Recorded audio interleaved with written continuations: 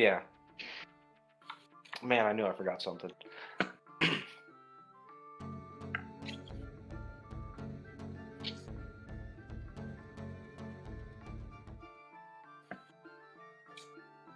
We stopped right after that combat, right? So we haven't done anything else. That's right. That's right. No, it had just ended, but we're gonna do a little recap first. So I'm gonna give my Okay, stop dropping on the ground. Okay, I got this. Got my headset power cable. Yeah, my Stay in notes place. from last session. Yeah, so I give my little administrative recap, and then I ask one of you to give me a in-game story recap. Not mechanical, just what the character experienced. And so let me bring up my notes. First thing that I have is that Joe or Cal has to do a advancement roll. Okay, I'm on the wrong thing, and that's why I can't find what I'm looking for. I'm in the journal and not the, or I'm in the chat and not the journal. Recap notes. Here we are. Yeah, Cal still needs to make one level up roll. So pick a skill. If you can remember way back when to the first game, when you bandits, interacting with the family, etc. Did you use any skills? Do you remember using any I skills? distinctly remember getting a critical success on physician, so I will go with that. Okay, helping your father. So yeah, go ahead and hit the little arrow that points up on that skill. That will automatically roll a advancement test, right? Improves position. You got a success, so it goes up by 1 point. So you just go in there and change the ML to whatever, 43 now?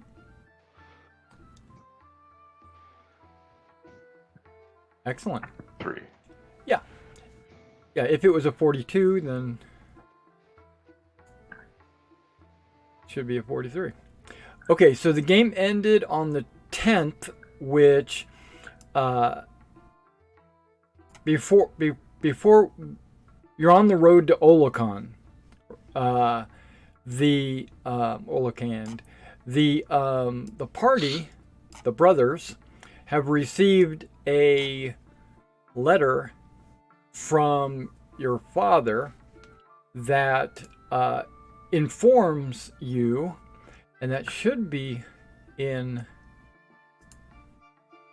handouts, messages, invite. Okay, so you received this letter here, which invites all knights and people of good heart and all that stuff from all over the shires to Olicon to the King's Tournament, right? The King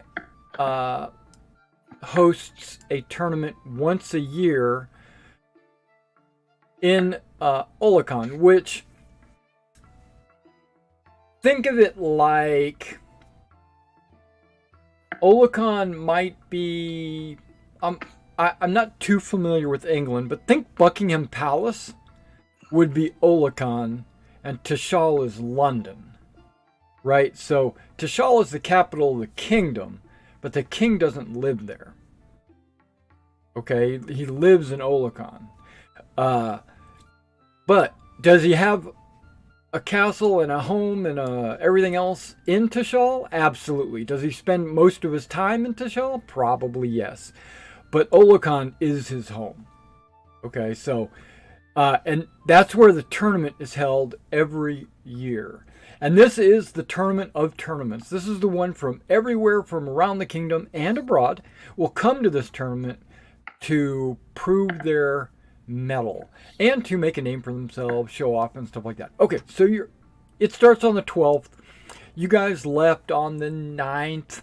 You traveled to a town. You walk to a town called Heru.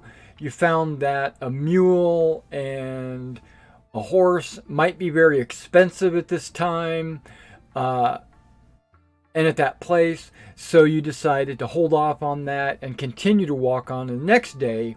So about halfway to Olicon, because it's only going to be another day's walk, about halfway there, the second day, you met a knight and a squire on the side of the road who guy was very suspicious of, and the rest of the party kind of met him with open arms, and he offered to, or let me rephrase that, he offered to carry your extra burdens because he has a mule and a squire, and they were going to they're going to the tournament as well, and he's got a mule loaded up with his own jousting poles and a bunch of other bags and stuff. And one thing he has is a pavilion that he offered that if you can't find a room in town, he'll offer you to sleep on the floor of his pavilion if you need to. And Guy proceeded to tell him about the money that you guys are carrying, which I didn't mention. Reynard was given 40 pounds of silver, which is a lot of money, to carry to Olicon and personally hand to the Archbishop and tell him it's from Roganter as the yearly tithe. And after meeting the knight, you and he didn't know what to think of you telling him this information. He thought it was a code or something. I mean, he didn't seem to catch on that you're trying to tell him you're carrying a lot of money. Maybe he's a little dim-witted, or maybe he didn't want to know. And because you told him this, hope this is just me thinking out loud. You told him this because you're trying to get him to, if he's going to stab you in the back, you tried to get him to stab you in the back, so that you could show his true colors. Yeah, like prompt him to attack you. Okay, so you ran across a child, 10 years old or so, in a tree being harassed by 4 wolves, at which time everybody jumped off their horses. I mean, Sir Smythe jumped off his horse and told Rald to watch the horses, and then charged forward. When he jumped off, the rest of you kind of dropped your bags, equipped your sword and shields, and charged in after him. Reynard, being the fastest one in the party at the time, charged in ahead of everyone, and the wolves took advantage of that, and they basically bit his face off. And then the rest of you came in and defeated the wolves. One of the wolves, seeing that he was all alone, decided to run off. And wolves move at a speed of around 34, so there was no way you guys could catch them. Okay. A note from last week, just to make sure you're caught up. You cannot triple your movement in combat. Okay. No problem. Even with a free move. You can double your move with a free move, but a charge is only equal to your move. So I misspoke in the first game. I allowed you guys to double move as a charge. That's not the way it is. It's single move, charge. If you want to do a double move, you got to do a free move, which means you cannot get into engagement range of an enemy. And if you want to move triple, you have to be out of combat. Okay, so let's get a recap before we go into the mechanics of the face bite. Who wants to give me a recap of what their characters experienced last week? Because I'm sure I missed a few things. Nobody? I could. Okay, go ahead.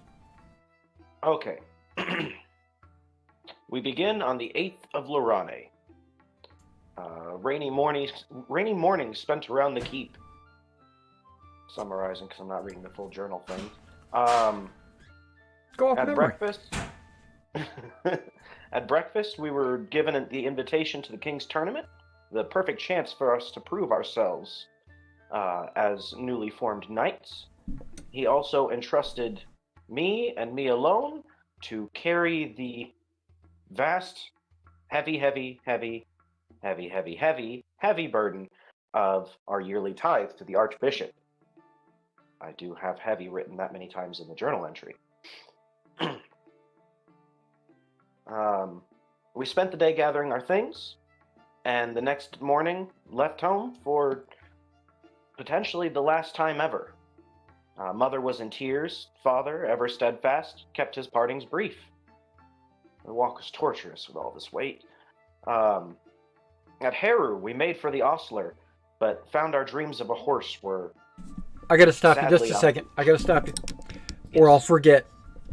So, Cal, if you want to leave any gear back at Roganter, you can. So if you want to put a separate journal entry on your character sheet, either in the notes, which is a great place to put gear you don't have on your person, is in the notes. If you want to leave it at Roganter, you are more than welcome to do so. He will combine all of the gear that is left behind by you children into a single chest, and he'll put that in some dusty attic somewhere, so that if you ever come back, which he does not expect you to come back for over a year, you're welcome to do that. You're always welcome. You're always going to be family. You can come back. You'll always have a room, but it's pretty much not your house anymore. He also does not want you, due to tradition, taking a squire within the first year of being a knight. Okay, you should learn humility, the suffrages of being a knight by himself, the pain of walking. Basically, you need to harden yourself and steel yourself for within the first year, and then after that, then at that time you'll have enough experience to train someone, possibly. Okay, continue on. Okay, and actually that is the reason I personally declined the offer to help carry our stuff, because I'm supposed to see what it's like without a mule. Upon reaching Heru, we made for the ostler, but found our dreams of a horse were sadly out of reach. A mule, however, is doable, but we decided against it. Guymar's temper kept flaring up. He first threatened the ostler's stable boy, then insulted the innkeep. I do not have a temper. Though he does have a point. They're taking full advantage of us journeying knights. In the end, Guymar apologized for his actions by treating us to a stay in the nicest inn in town. Very expensive, but nearly as comfortable as home. We spent the evening practicing our swordsmanship and impressed the local guards. The next day we set out on another very long walk, having to cross a toll bridge. Okay, I'm going to stop you right there. Okay, I'm glad you're bringing up some points. To qualify for the daily DP at the end of the month, the new moon, you have to practice at least 1 hour a day on whatever skills you plan to be trying to advance at the end of the month. So if you want to learn reading and writing, you've got to spend at least an hour a day doing it. If you want to learn dance, you got to spend at least an hour a day doing it, etc., etc. And so you guys were practicing fighting skills. qualify. All right, continuing. Yes. During the walk, we met with Sir Emmett Talone, and I feel like the name has a meaning, but I'm skipping over that now. On the road as his squire, a Roald Kinsell, was struggling to retie their gear onto their mule. Guymar continued his streak of rudeness, but it was surprisingly well received by this veteran knight. He invited us to travel with him, and even offered to help carry our stuff, but we all politely declined. He then invited us to stay in his pavilion with him during the tournament. And then the wolf fight. Yep, so you got... Which is sort of where we're picking up. Sir Emmett. And his squire. Squire Rald. Do you remember how much the mule was, just out of curiosity? 300. Yeah, 300. That's just for the animal itself. Okay, Yeah, not saddlebags and feed and lead and... Yeah. And it does look like it could probably survive at least another 2 days. Okay, so I went through you guys' equipment to just to make sure that everything was done the way it's supposed to be done, and everything was done the right way. But on Bernier's character sheet, I noticed you had the jousting poles equipped with all 3 of them, and so I went ahead and unequipped them, and those are 8 pounds apiece. So that changed your speed to 7, I think. And you're muted. Guy looked good, Cal looked good, and Reynard, I noticed that you had 40 pounds of silver on you, but there are other people in the party that also have silver from the Tithe on them as well. So it's been duplicated somehow. So that's got to be worked out. Like, who's carrying how much? Your father did give to you the royal you, not you. Yeah, but he handed it to me. He did hand it to you. I by feel like by that's dropping implicit. it in the center of the table. And you heard the bag go clunk. It was not actually handed to anyone, but he was talking to you, the royal you. Okay, so that means you're if you lose it, you'll all be responsible. So, and I think the other players or other characters picked up on that. I think you focused in on, okay, I've got this solitary, okay, that's good character, that's fine. All right, and there's one more thing. Oh, hit location. Whenever you get hit in the face, we're supposed to see where you get hit in the face. Oh no, I'm gonna lose my beautiful, beautiful looks. Like your eyes.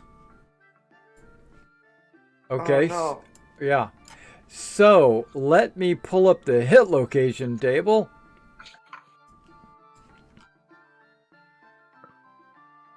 And it's a percentile roll.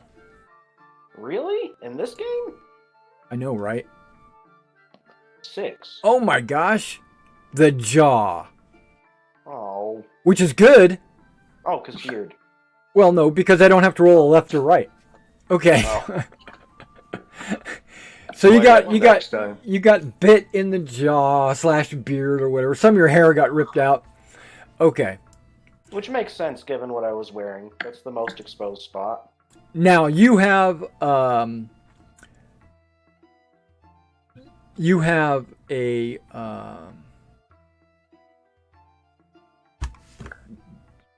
an S1, right? I have, scrolling down, M1. No such thing as an N. Right? M. Like, Oh, okay. Yeah, so it's moderate. It's not severe. I yeah, don't yeah. remember. M? What the heck? There's no N. No, for phonetic alphabet, M. Mike? Mike. Is it Mike? It's Mike. It Mike, can yeah. be Mike, depending on what nation.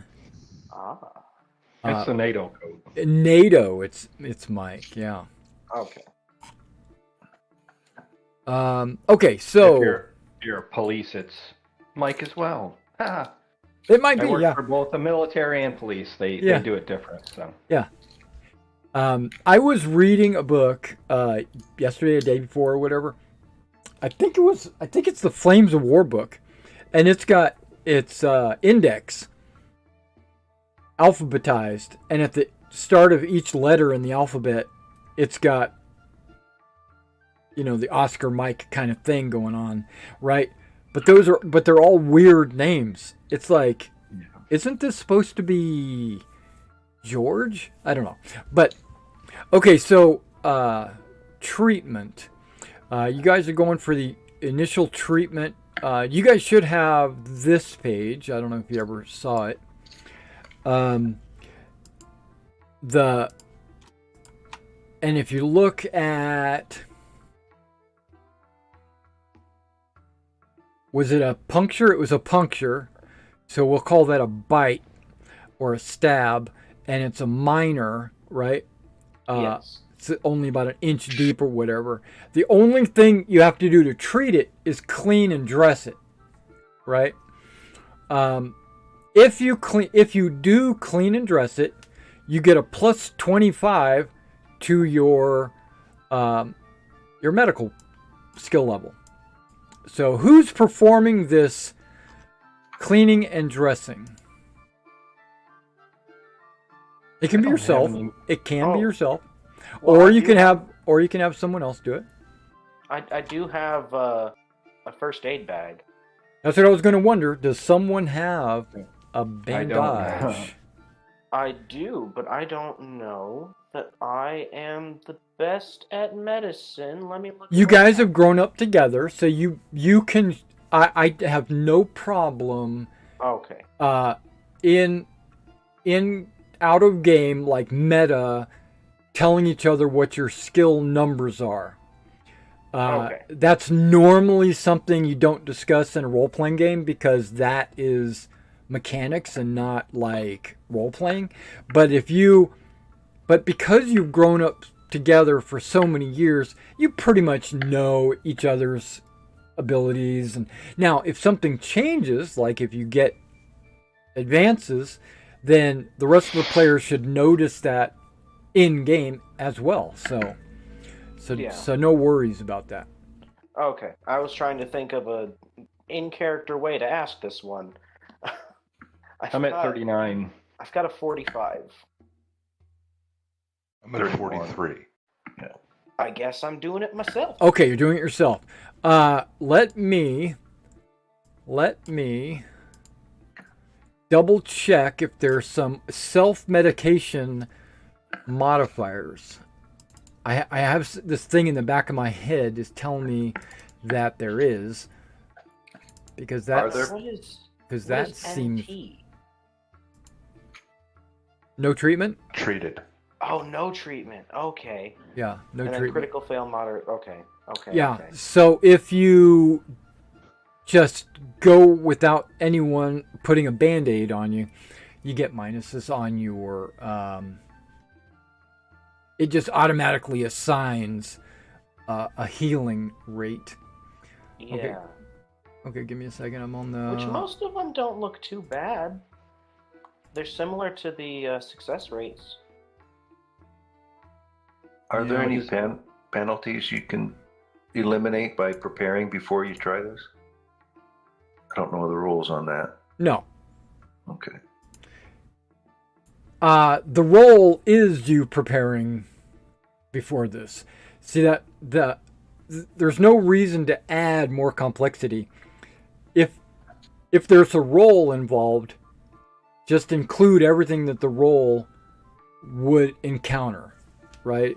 So there's no like diagnosis to see where he was bit, and there's no was he bit by a wolf roll, what kind of bandage do I need to worry about? You don't need to worry about all of that. It's just one roll. Okay. Because it's all All of that is implied in the rule.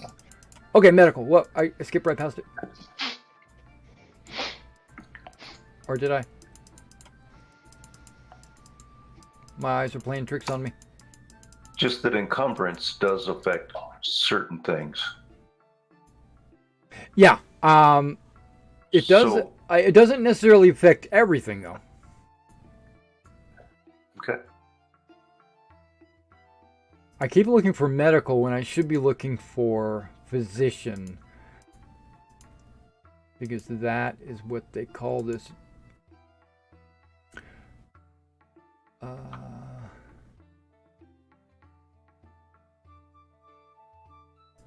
Right.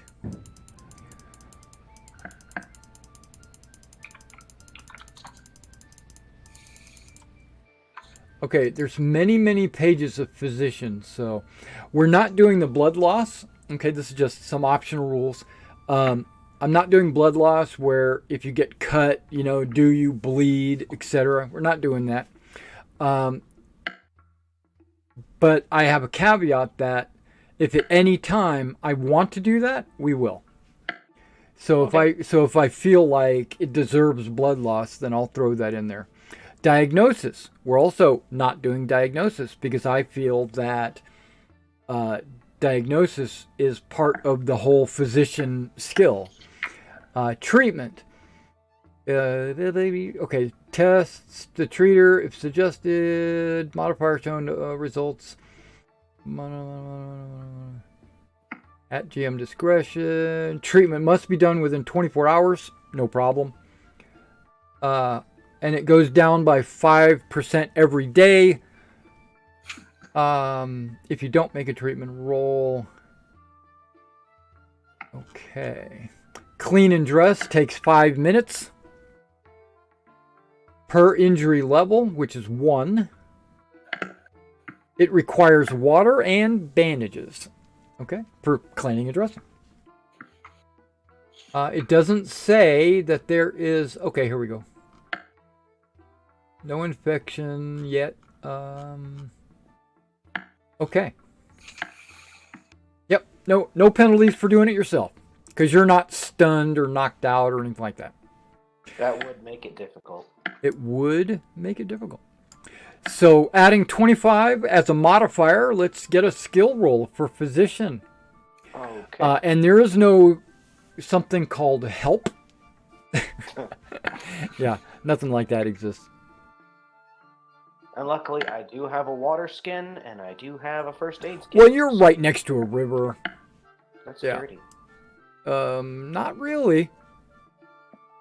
It moves. No! Okay. A penalty?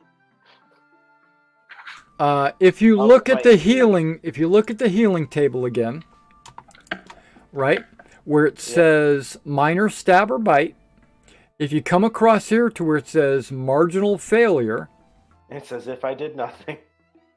it's H5. Same as no treatment. Right. So you can just put 5 or something like that in your condition. Okay. Condition. Or healing rate. It's HR. I don't know what it is on your character sheet. Oh, yep, HR. Okay. Okay. So you basically got a bandage across your face. You got a healing rate of 5. Given that my roll came out the same as if I did nothing, I feel like it's less bandage and more I just stuck a bunch of little clumps of fabric like shaving cuts.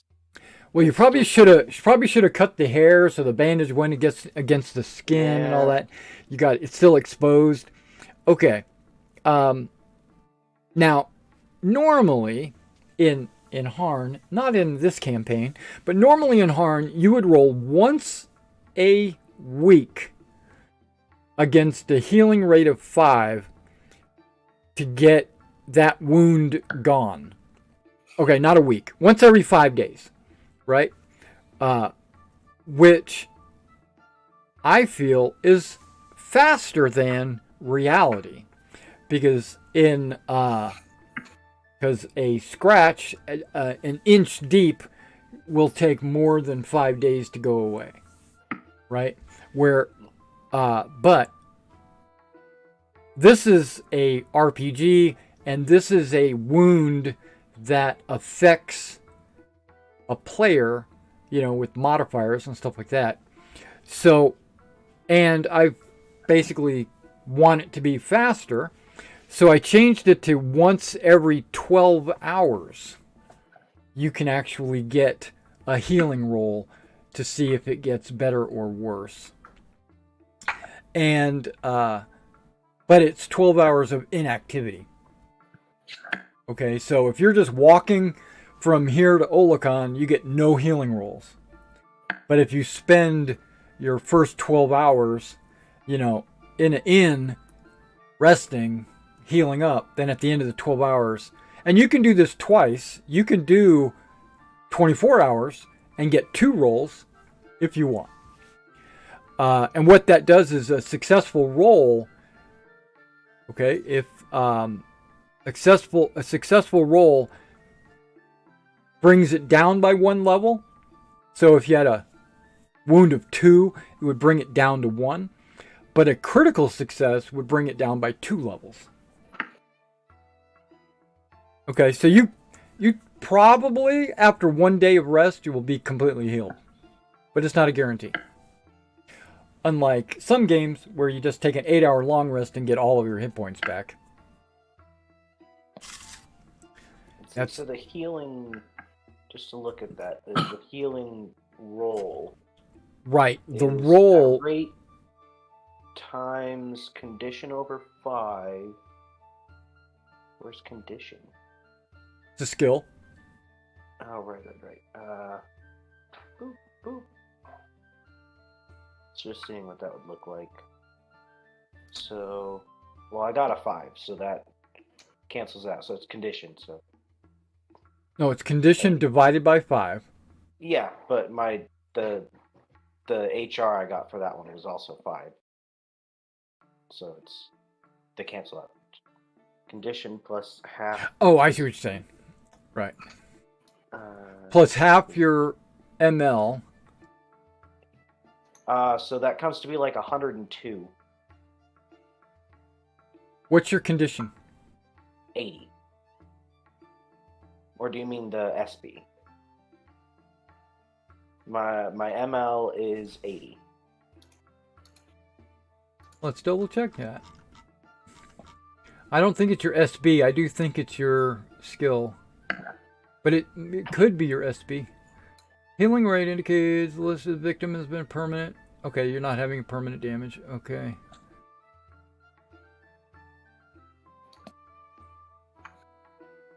Oh, I'm looking on the wrong thing. Healing table. Test HR times endurance once every 5 days.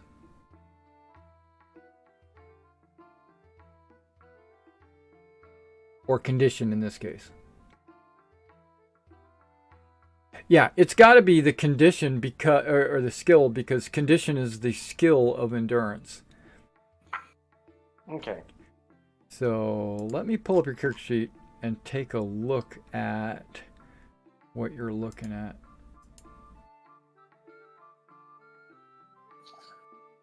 Or so in this case, it comes to be 102. On another injury, I could have a different HR.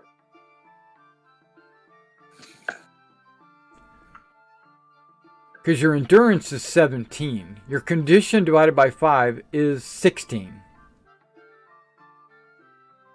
Yes. Yeah. So condition divided by 5, which is 16. Yep. Times the HR. Times the 5. Yeah. So 80. Plus half physician would be plus 22.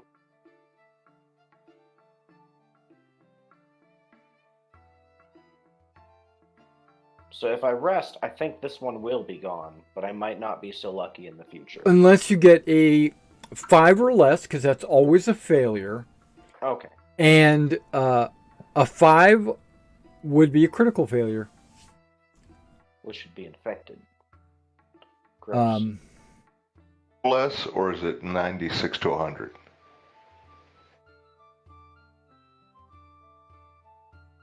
It would be 96. Very good, because 0, 1 to 5 would be critical, which is an always success.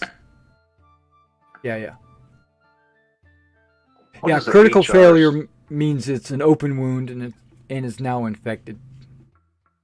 If it's an open wound, it would be infected, right? The HR is that healing rate that I just rolled on the table for. Oh, Because you can heal faster or slower on some wounds. But yeah, because it's a minor cut, the healing rate's pretty reasonable. It's a 5. If it was a much grievous hit, your healing rate might have been a 2, and then it would have been your 16 times 2. But having a good physician makes it faster as well. Okay. Super good. We got that out of the way. Okay, and I heard, if I remember right, last week you wanted to skin these 3 wolves. Is that right? They can do that while I'm bandaging my face. Yeah. I was hoping that I could at least get the practice in doing that. That was kind of my reasoning for doing it. Yeah, and the physician thing only takes about 5 minutes, so no problem. Now, yeah, if this is going to take hours and hours and slow us down considerably, it's something I'll pass on. Yeah, that's what I was going to find out. Because if it, I've skinned deer. It's not terribly long process. yeah, but it might be an hour. Yeah.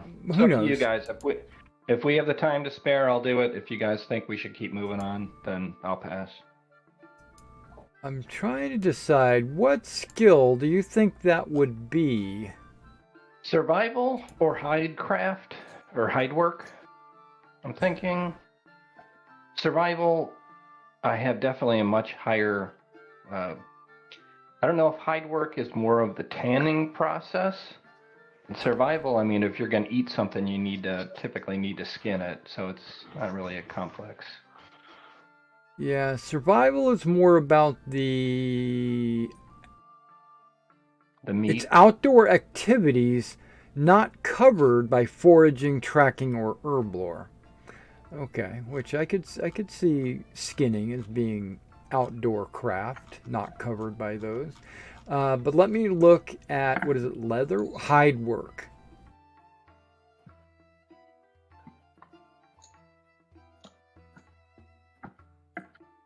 I mean, I'm not against it. Hides can be a valuable thing. Yeah. Okay, hide work is the removing of a hide from a carcass and preparing it for transport and proper tanning.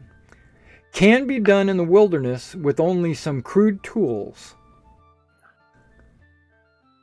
Yeah. So we'll call it a hide work. And I assume you have hide work as a skill. I do not. I have it as a general, what every skill that we don't have is at 5%. That's right. Now.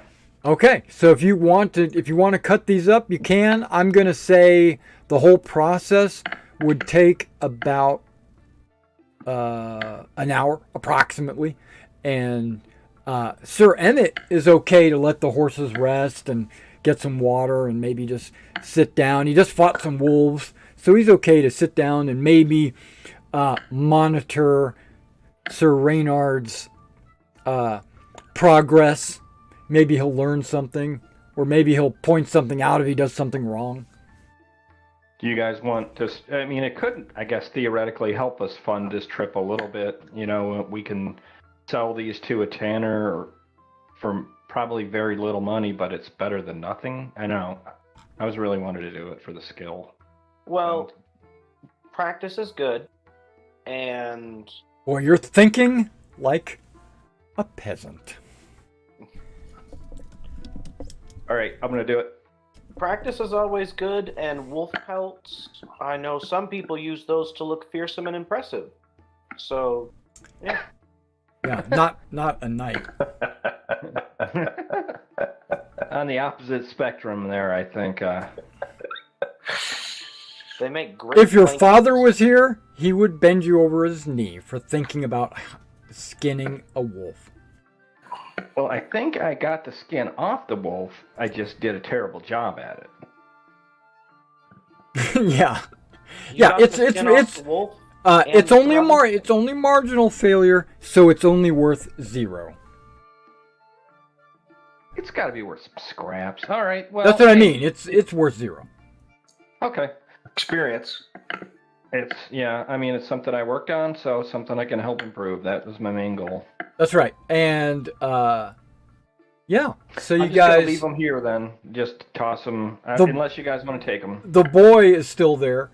He doesn't stay long, but he's like, "Oh, thank you, kind knights. You know, you're the greatest. Those wolves were harassing me for, they were chasing me, and I was afraid for my life. And my mama, if you want, my mama's over there in the farm, and we have I don't know, we don't have anything for payment or anything, so I'm just happy." And he just keeps going on and on and on and on. Well, young man, just let it be known that I'll give him all of our names. We're the gallant knights that were here to defend the people of the kingdoms. Help spread our fame. Okay, so who are you then? If we're trying to spread your name, you didn't even tell me who you are. Oh, okay. Hold on. I mean, I see your nice, pretty shield. What does it look like? Sir Bernier Holiday, Sir Guillaume he's not with us, is he? Yeah, you're all there. No, Sir Guymar Forwarley, myself, Sir Oren Nyrun, and Sir Reynard Price, the hero of the day. You got one of the wrong names because he changed his name before the game started. Oh. It's Cal, not Oren. Oh. Got it. Oh, okay, so I don't remember any of that, so I'll just tell my friends that you knights came through. Knights from Roganter. Oh, Roganter. I don't know where that is. Sounds impressive. I've never heard of it. I know of my town down the road, Ovendale, and it's got the best candy shop.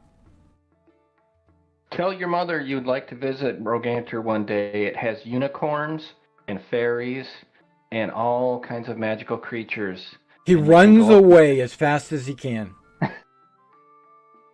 Unicorns are evil? No. As far as you know, unicorns are mythological. Yeah. But yeah, unicorns don't have a bad rap. They probably should. They're probably the worst of all the Fae. They kill on sight. But that's not the stories that people hear. People hear, "Oh, they're such beautiful. They're horses with a horn, and they're so nice." Yeah. Only virgins can see them. Yeah, that's because all the males get killed fighting them. The virgins are the ones that ran away and survived. Okay, so so after about an hour or so, or less, because it didn't take you long to destroy these pelts, you guys continue on. Sir Emmett says, "You fight well, young Reynard." Yes, well, as I said, I am the prodigy of Sir Nevin, one of the greatest knights in the land. You're quick on your feet, too. I'm glad that Sir Nevin taught swiftness and nimbleness. I'm glad that he taught blocking. Blocking is an important skill. Because they bit me a lot.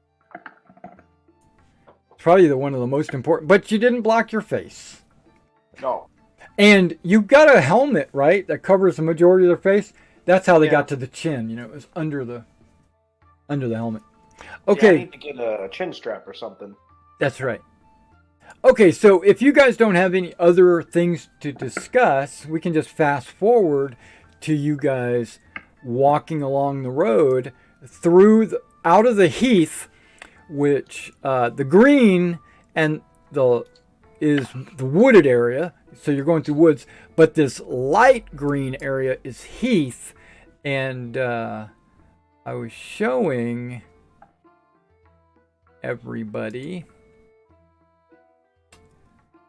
Would it be a map handout? Yes. It kind of looks like that. When, you know, the woods off in the distance, the heath is basically just, I don't know, scrub, you know, just kind of, The picture did not pop up for me. it didn't pop up for you. Oh, Got there we go. How about that? Yep. Okay.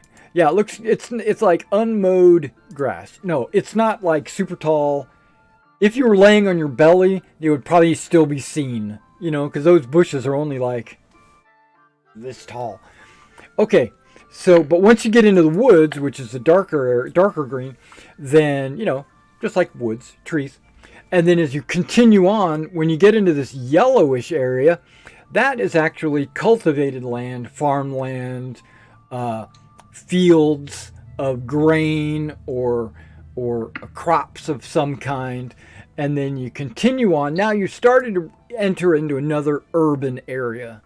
Okay, so Haru, when you left Haru, you left the urban area around Tishal, and now you're entering into the suburbs of Olicon, right? And so you continue on. You're not near. You make a jump from Ovendale to Nevenfall. You're not going by the river anymore. Now you're going like cross country. You're still on a dirt road. None of the roads that you've been on have been paved or cobblestones or anything like that. They're all dirt roads. Some are wider. Okay, like this one you're on it's a thicker dash. That's a very wide. 2 carts could probably pass each other on the road. The dashes are basically just 1 cart trails. Okay, and now you go through a bunch of villages, you're going through a bunch of manors, and then you get to this manor or this village called Tentru. Tentru is across the river from Olicon. I have a thing.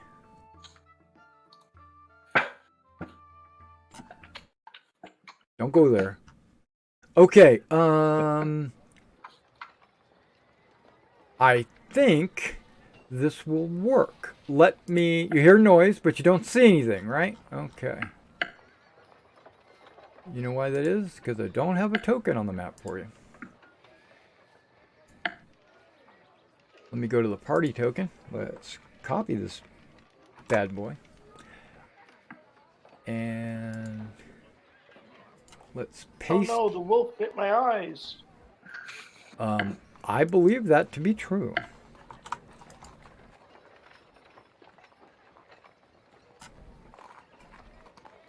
Can you see this? Mm-hmm. Yes. Okay, it updated. Okay, so you can see you're down here in the bottom right, or I should say middle right, where it says Haru Road.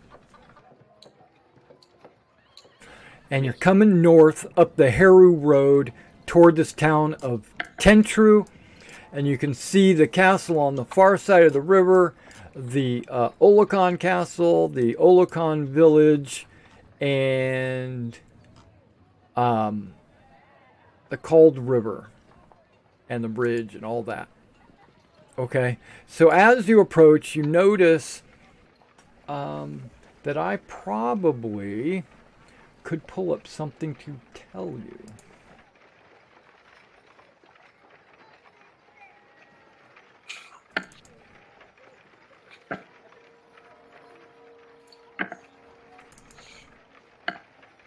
I just heard a church bell. Okay,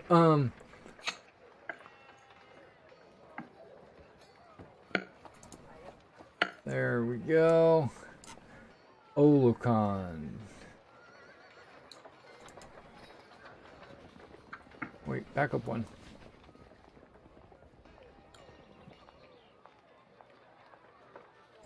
I have a perspective. Did I put that in my handouts? Because if I did, I think that would be really nice.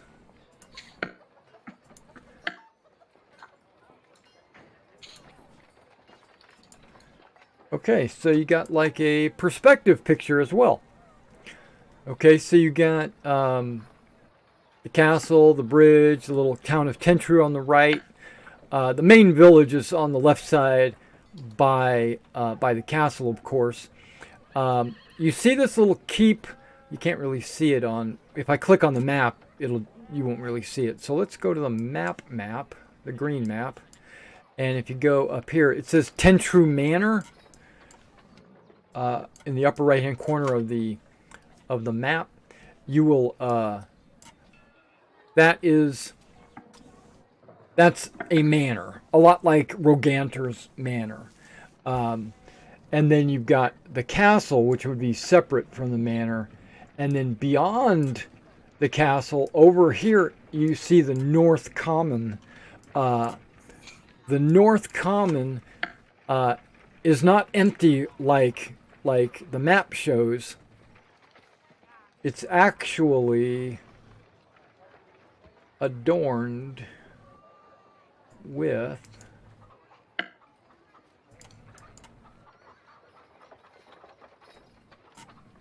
okay, let me just push this to the back. Maybe that'll work. Oh, maybe because I got another thing open.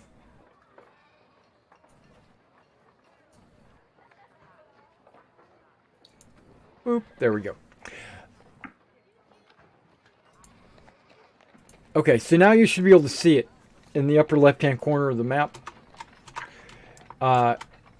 You see the jousting field, the tourney field, and all that. And you also see something called a noble camp. That is only about half of what you can see because the rest is off the map. But that is where the nobles would be setting up their pavilions and whatnot and such forth and things.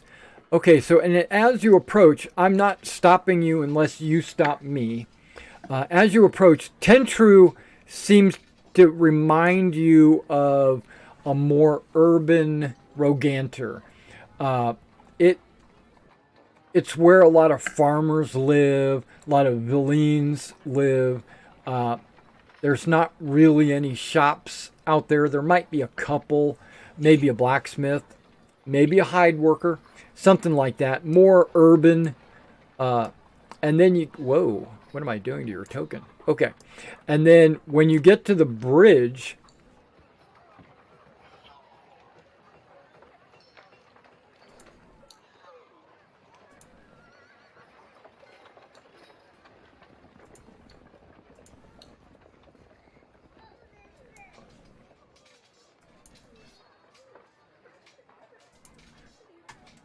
this is kind of the image you get.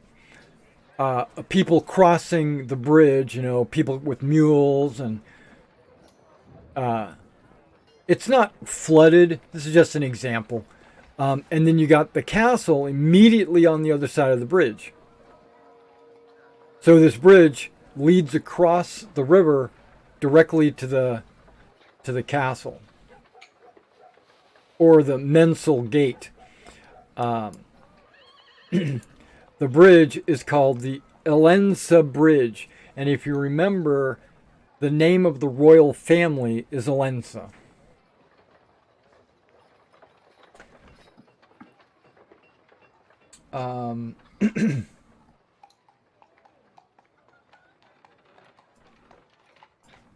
It does look like the town is surging, so you have a normal town. It's just your average, one family per building or whatever, with normal people walking around in the city streets or whatever.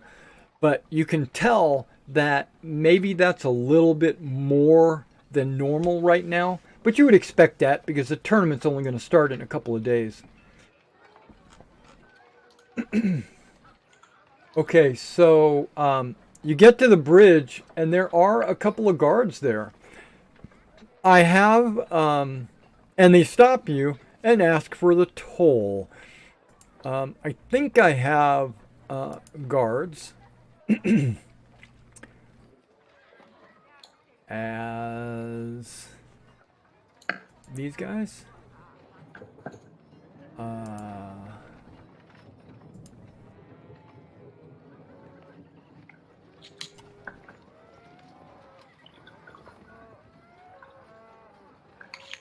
Okay, I thought I would have a handout. Sure I do.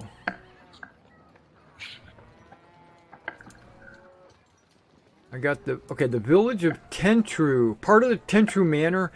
Okay, that's, it has more fields to the east of the map. It supplies much of the cereals, dry products, and meat consumed by Olicon townsfolk. A few fishing families live in this small hamlet. Okay. That's just a little thingamajigger. Okay, I guess I don't, unless it's under personalities. Crap, I didn't make a handout. Okay, so let me make a handout super quick. I say super quick, but it shouldn't take me a second. If you guys want to chit-chat while I do this, that'd be perfectly fine.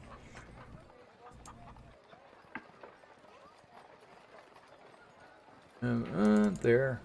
And town guard. There we go. Add. Handout. Town guard. Probably. What do you guys think they're going to soak us for on this toll? You might expect quite a bit because of the... This is Sir Emmett, because of the tournament. But if I know the royal family, they might have even waived it because they're good people. But well, I guess we'll have to see when we get up there. I will pray that it has been waived. Probably not.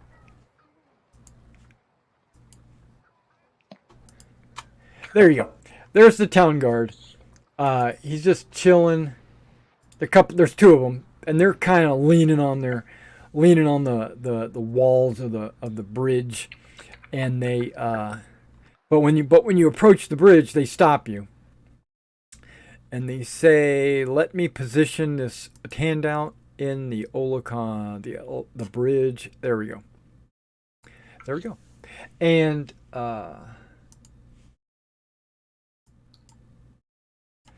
there is a toll.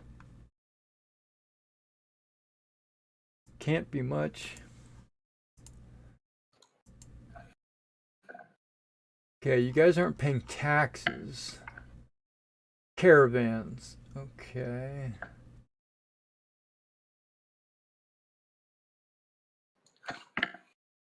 You know that Olicon has mine output, like copper, tin, or iron, or whatever it has. I'm not sure. But a lot of that is shipped downriver to Shawl. It's a terminus, like where a couple of the major trade routes cross. One of them is the Fur Road. Okay, the Fur Road, which there's escorted caravans. Somebody's making some noise. Mute. Which delivers hides, wild beasts, whale products, amber, honey, other products from the north to Olicon, mainly from like the barbarian cultures of ore ball. The fur road is very rough, always muddy, and peppered with fords.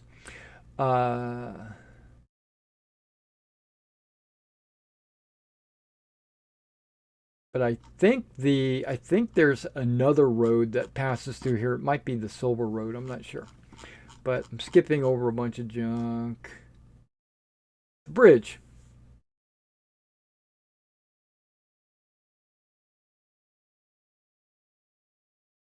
Yeah. Okay. Standard tolls are charged except during the tournament when they're doubled. So that's 2 silver ahead.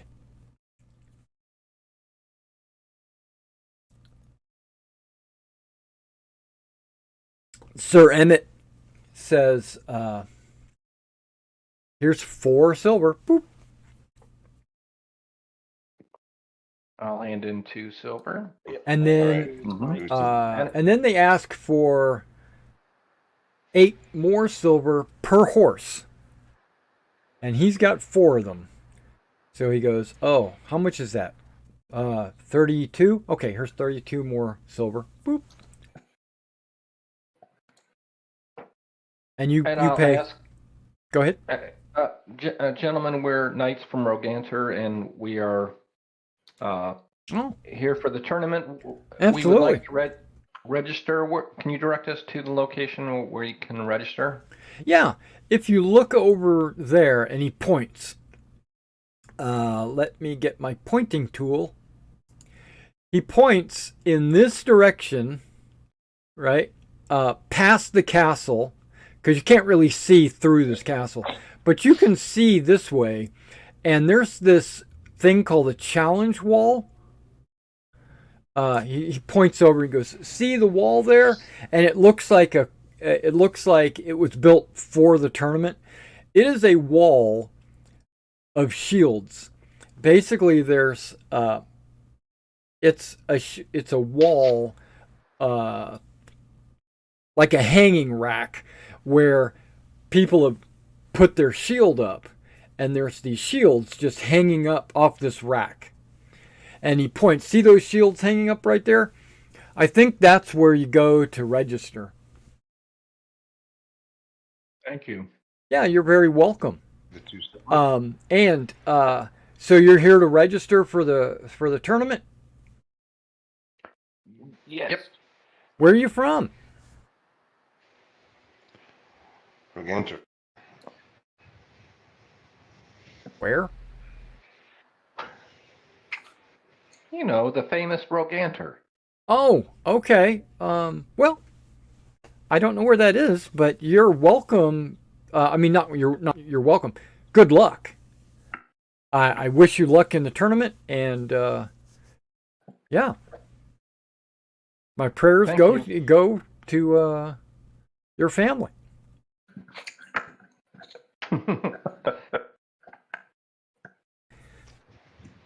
Because I don't think you're going to win. Sir Audrin's probably going to win. He's the champion. I would say odds are probably in his favor. Well, he's not the champion. The odds are in his favor. Exactly. He's not the champion. He's everybody expects him to win. Let's just say that. All right, yeah, you paid your toll. You're welcome to cross. Don't worry about the tortoise under the bridge.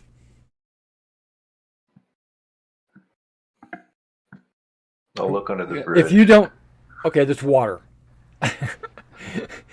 you look under the bridge. There is water, and it's flowing. Not super fast, but it does move, and you really can't. You can't see the bottom of this river. It's a fairly deep river.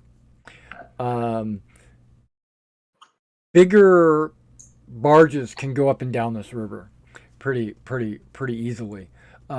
Maybe 20 feet deep. Not super deep, but it's sizable. You don't see any tortoise, but The guard sees you looking, and he says, "Oh, don't worry about Uncle Snaps. He's harmless. He's been under there ever since I can remember." How large is he? Oh, and then they look at each other like they've just been asked a question that they can't believe someone's actually asked them, and they both stand side by side with their arms out, their hands touching, about this big. Thank you for the warning. I will not be going for a swim. Oh, he won't hurt you if you don't mess. If you don't mess with him, he won't mess with you. He's more of a fish kind of tortoise.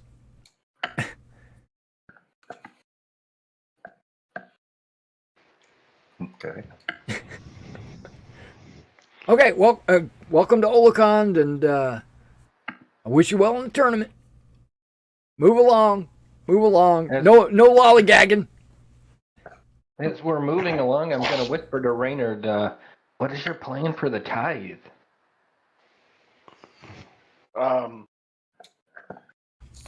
Go to the church and ask for the archbishop.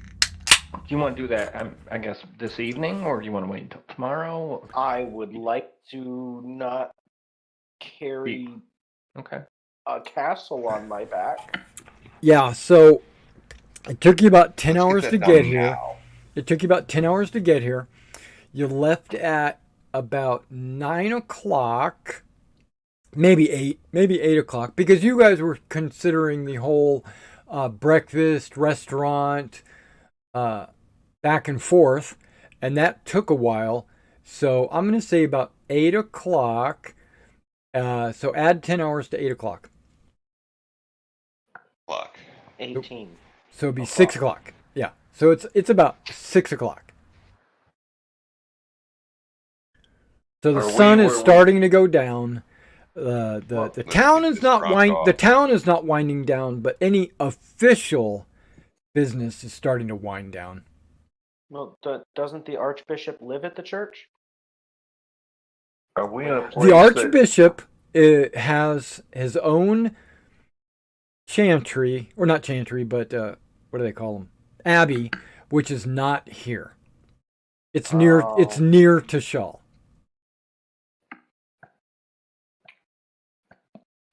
Darn. Uh, What were you saying, Joe? where? Okay, the archbishop is of what faith?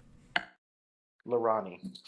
Where does? We're always in castles. That's right. But his abbey is currently not in this vicinity. It's miles away. Oh. I have no plan. Castle. Reynard, we should find out if he's in the castle and then try to get an appointment to have an audience with him. That would be the plan. When you get to the other side, what's that? Would he be considered a part of the noble class, or is that separate from the church, separate from the nobles? I don't know if he would be in the noble camp, or we would expect him to be in the castle. You would expect him to be above the king. Okay. Yeah, So- he's It's like the Pope. yes, but not. He's an archbishop, so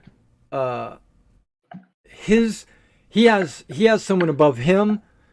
Their main seat of power is in another kingdom. This Meldorin, I do believe.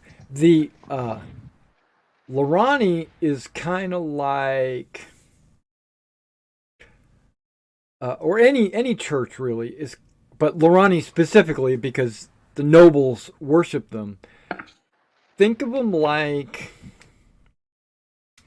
I don't have an analogy. You have the crown, which is the seat of government, and then you have the church, which advises the government from a position of do this or you're going to hell, right? And so they really have all the power because everyone believes that the Archbishop is in direct communication with Lorani herself. So if he says something, it comes with the power of the god directly. Because gods exist, they're not just in a book somewhere. You know, they're not just in a temple. They exist. They walk amongst you. And so so people think. And so this is evident through clerical powers. Clerics have a way to summon forth the powers of these gods, so they must be real.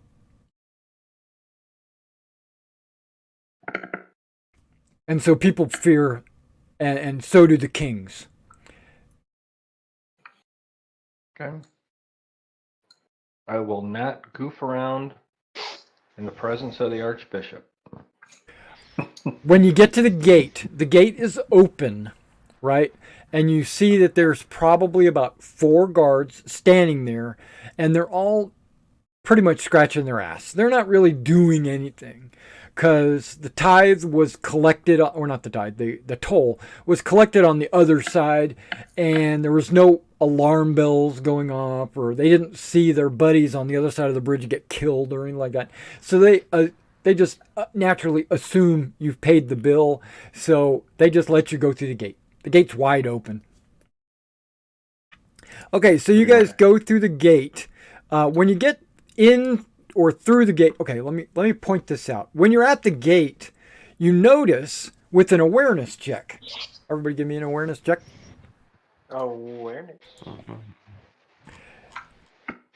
No modifiers, just straight up awareness. Bang. Okay, Sir Reynard is too worried about his money, but Guymar notices this. Bernier notices the guards scratching their ass. It's interesting. Yeah, wondering which hand they're using. Are they left-handed? Well, Are they right-handed? Learn a new technique. Maybe I'll put that down as my study. Yeah.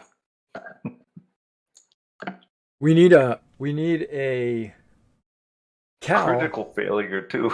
Yeah. That's why you're like your eyes are totally away from everything else. Okay, and Cal. So Guy and Cal both notice. It's not super hard to notice, but it is kind of out of the way. You can see a little foot trail leading off the south side of the bridge that lead around this short little wall. Right along the wall, there's like a little foot trail that if you ever wanted to avoid the gate, you can, and it's not too dangerous. It's just a narrow path. It's like a goat path, but you can see that it does go around. If the gate is ever locked and you need to get to the other side of the river, you can do it. You could just go around this little outcropping of a wall. Okay, these square parts of the wall of the castle, every one of those square parts is a tower. With, and they're about 4 stories tall. The keep, which is this main big hex-shaped building or whatever this is right there, that is at least 5 or 6 stories, with the 6th story being the roof, basically. And there's also a smaller wall out here that doesn't have any towers or anything. It's like the outer wall. That's where they it's like a little parade ground, little area outside of the keep, but it's still attached to the keep. Okay, so when you come in, you see this thing right there, that little square. I do believe that is a well.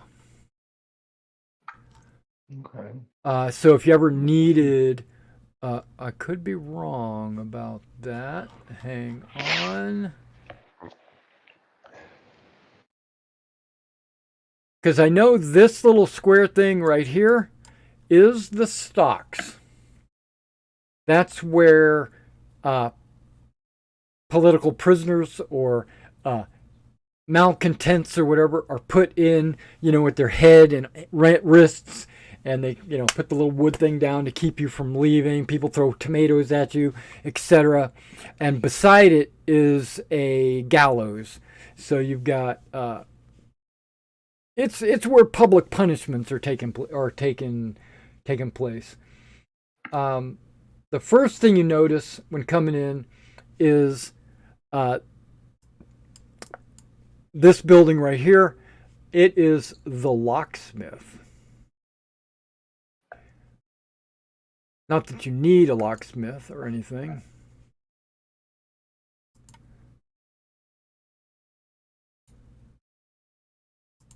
But I'm just going to put that right there. That's the locksmith.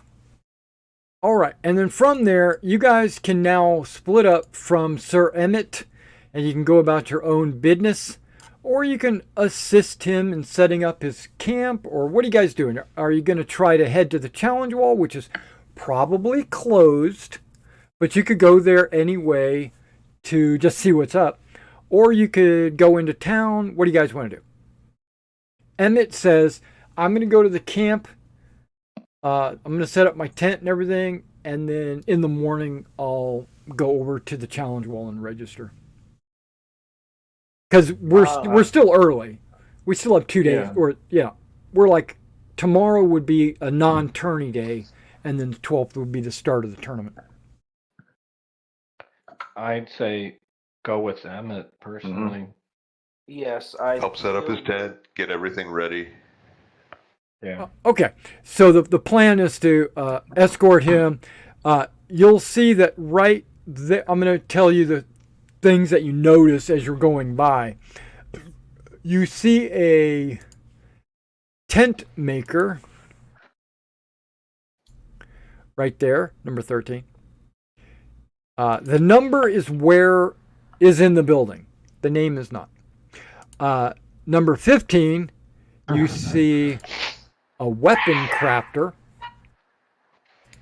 And then you continue on.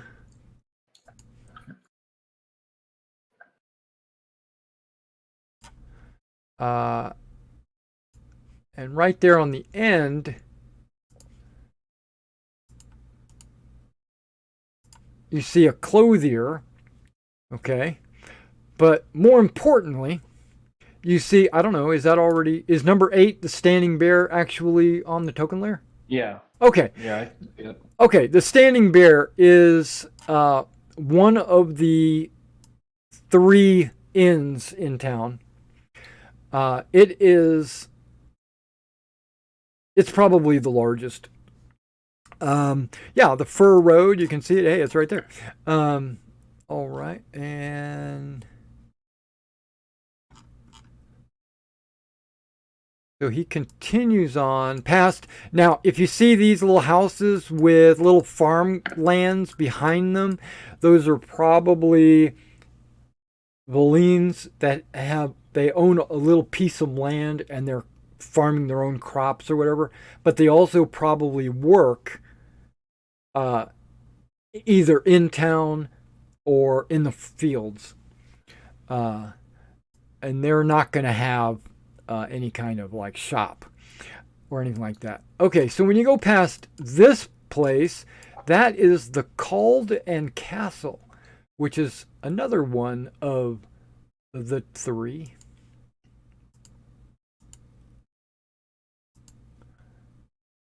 And you'll notice the Called and Castle and the Standing Bear both have stables built in. Okay, so you keep going, and then you're up to the Noble Camp. Okay, you probably would see this, so let's mark this one too. It's called a usury. It's where you go to use things. No, I don't know. Usurer. Think of it like a general store. Let me see if it's got a specific. It's a mercantiler.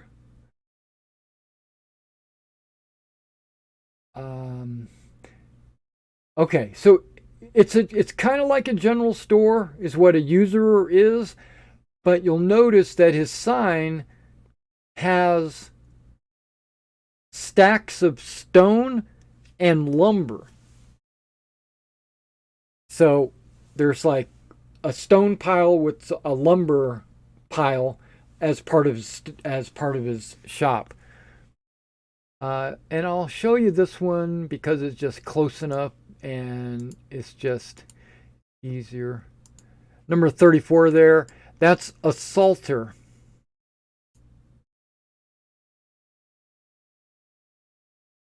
A salter isn't, they don't just sell salt, but they sell things that are made using salt, like cheeses, sausages, pickled cabbage, stuff like that.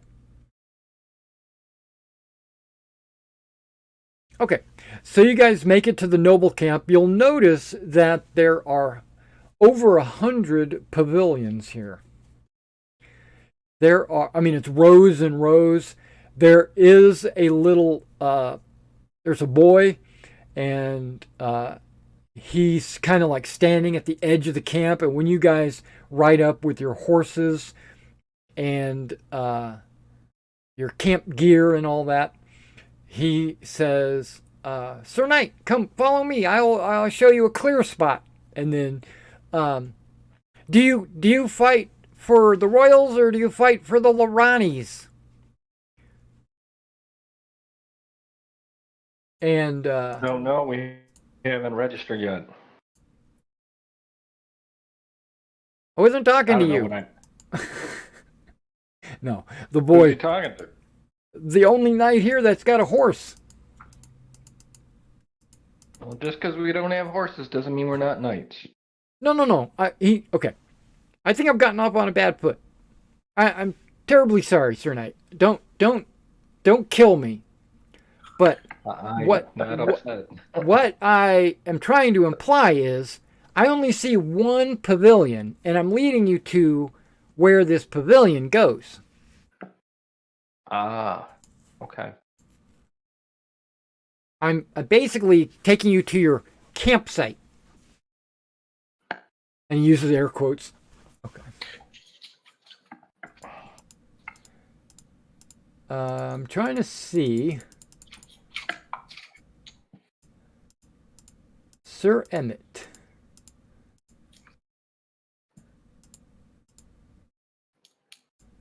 Sir Emmett, where are you at? There we go.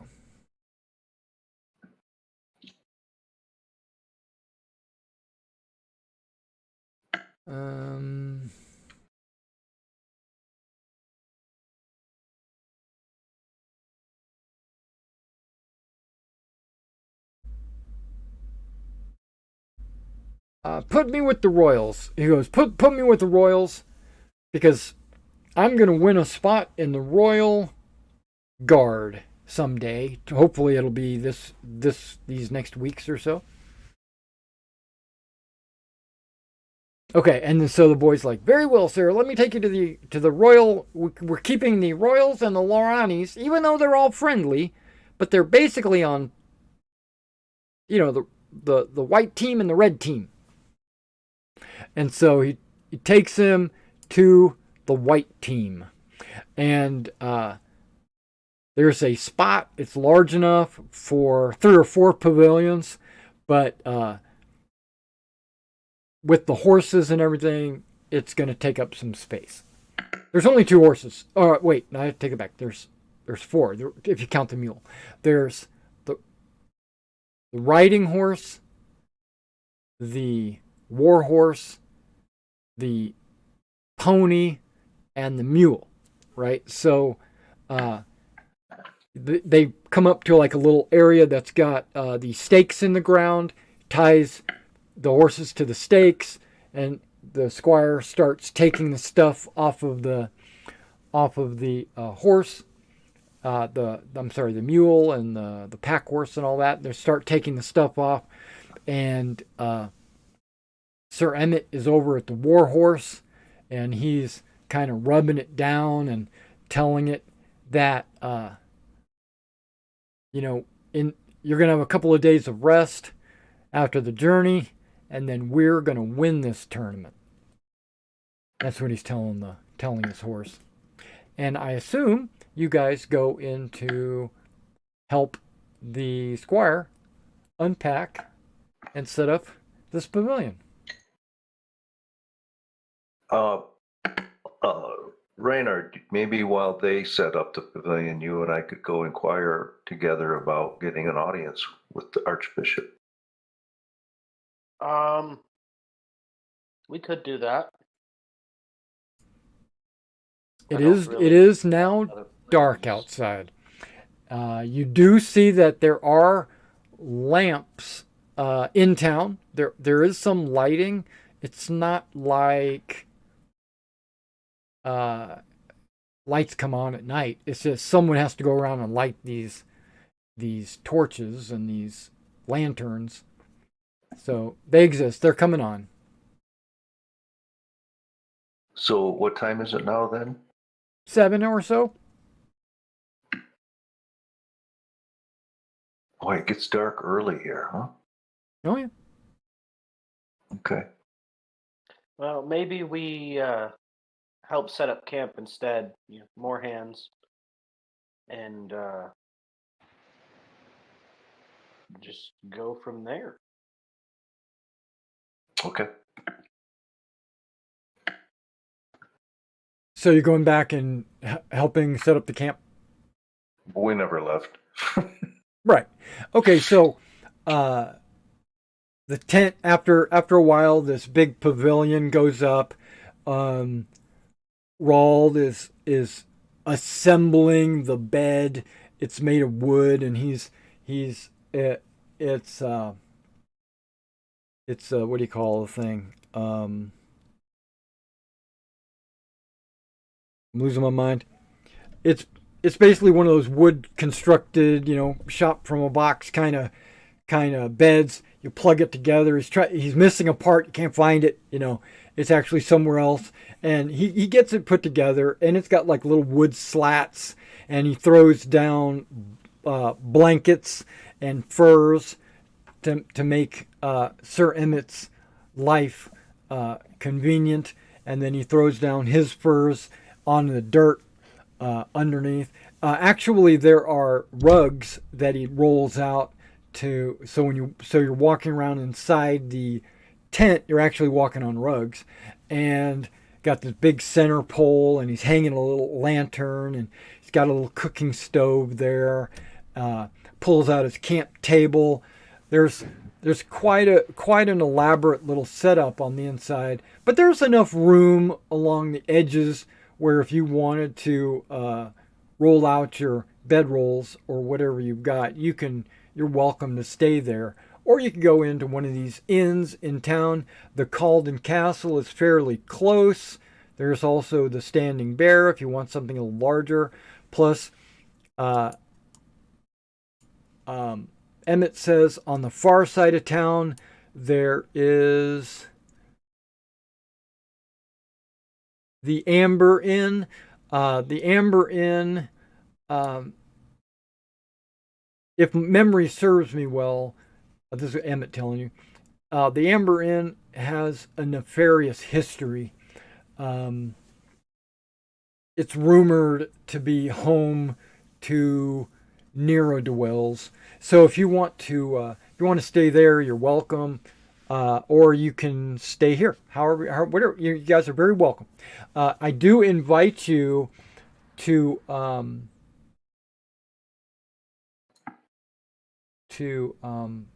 a night before the tournament. I would like to invite you to a a dinner here in my camp. If you don't have anything else going on. Is there a lot of people around? Yes. Hundreds. Some people have been here for a while. You can tell that they're settled in. They're in their little camp chairs outside their tents with their little campfires, singing the night away. There are lots of beer drinking. There's singing. It's not raucous, but it's celebratory. They're happy to be here. Are there food vendors plying a trade? Not in the noble camp. But I just mean related to the tournament. There probably will be. I mean, you're in the noble camp. You don't know that. But you would expect that there's going to be hucksters around selling things in the crowd. You would suspect that there are traveling merchants that would have made their way here because of the celebration and because there's going to be a lot of people in one place. I'm looking for food. I'm just wondering if it's obvious that somebody's selling food around. It's not obvious. It's not obvious. Looking around, you see nothing but squires and knights. We didn't see anything coming in either. Okay. You do see a couple of ladies at different camps with their entourage, their chaperones, if you will, and talking to various knights and things like that. But there's not a whole lot of ladies, just a handful. But you don't. The food you smell are from the camps that are here in this camp. The inn would definitely be open at this hour. Any of the inns, if you wanted to go to an inn, the stalls or whatnot would not be open at this hour.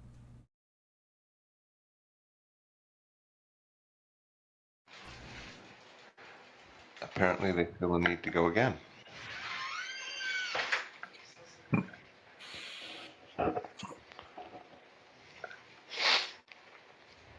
I suppose we have to do something for food, but The inn, see if we can get something to eat. I don't expect we will find a room, but we can at least get something to eat. I was going to ask Sir Emmett if there's anything he needs. Would he like anything? Oh, If we go to an inn looking for some food, bringing back something for him and Rolf. you are very kind. I can see in your eyes that you are a good person. That is all I need to sustain me. Oh, God. Was that too much? Does he? No, I don't need any food. And then you can see Rawl bring in the refrigerator.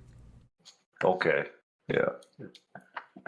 Well, I mean, he's got. It's not really. It's a chest of like dried foods, breads, nuts and fruit and stuff like that. He brings it in, and it's not a whole lot, but he's got snack food, trail mix kind of stuff. Okay. No, thank you. In the morning, I will have Rawl shop for some beef or something for our feast tomorrow night. I want to make it something special, and we can discuss our strategies if we have any. Okay. I certainly have some questions for you, Sir Emmett. Okay. Well, and you're asking while everybody's kind of getting everything organized and put together. So there's activity going on while you're talking. But yeah, go ahead. Being this my first tournament, my father never explained to me the difference between the sides of the tournament, so I don't know if there's any particular difference between them. Um, the difference is Or some greater meaning that, there that is would be. officially no. Officially there is no difference. You're just picking a side, hoping to be on the winning side. That's officially what it is. But if you meet some of these knights, they pick sides based on deeper beliefs. So, are you a knight of the church, or are you a knight of the king?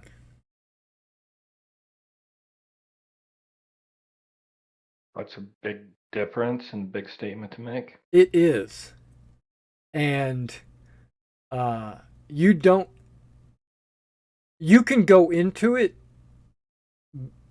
without any thought and just pick a side at random, or ask the herald, what side is the most has the most openings, or whatever, and they will assign you accordingly.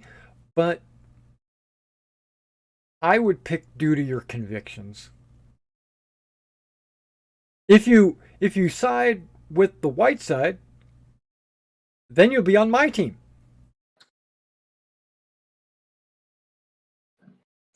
Which is the crown, the king. But I understand that religion is very powerful, and people don't want to. And there's nothing wrong with being on both sides, right? Inside, and then just picking a side. But it is kind of a statement when you go out there standing with all the other Lorani knights against the king.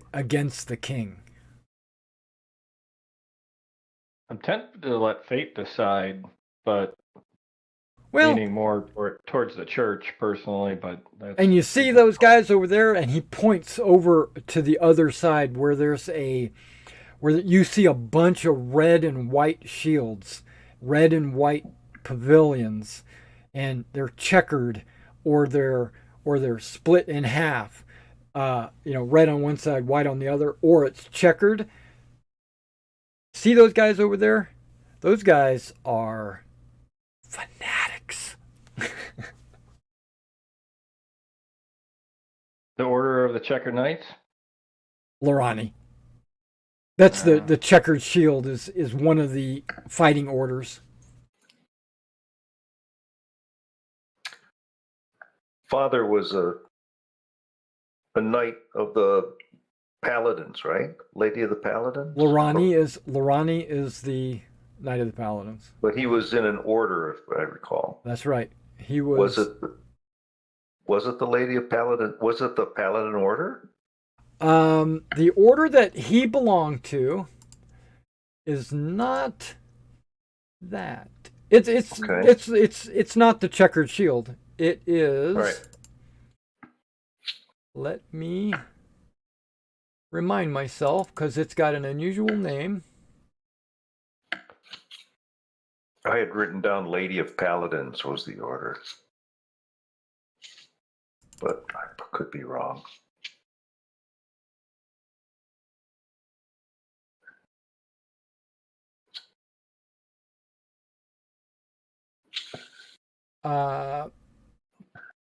He was in the Order of the Spear. The Order of the Spear has an official name that's not the Order of the Spear. They tell everybody it's the Order of the Spear, but you know it to be the Order of the Spear of Shattered Sorrow. Okay.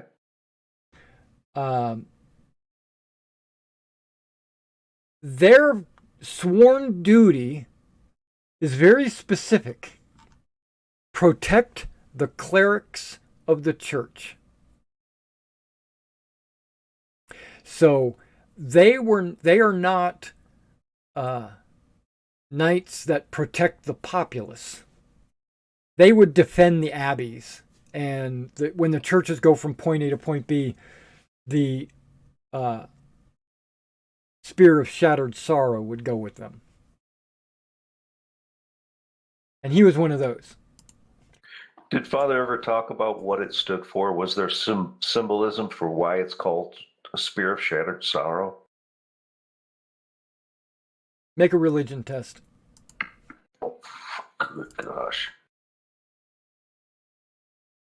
Religion test. Yeah. That's your ritual. Ah, okay. Oh, I'm not going to know anything here on this. Not bad. I almost got it, a 14. Okay. So, It's hardly mastery level at 10. It's just barely know it level.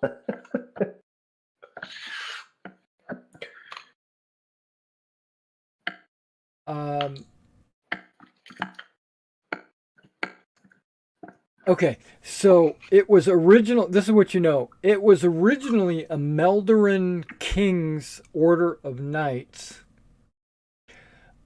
They were considered a Loranian martial order for a different kingdom, the Meldoran King. You know, with the failure, you remember something about a rebellion. And they were adopted by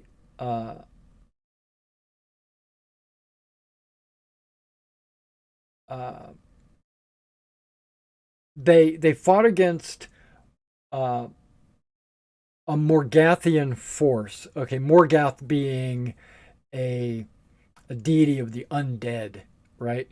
And they fought against that, and at which point their leader was assassinated, and they kind of fell apart.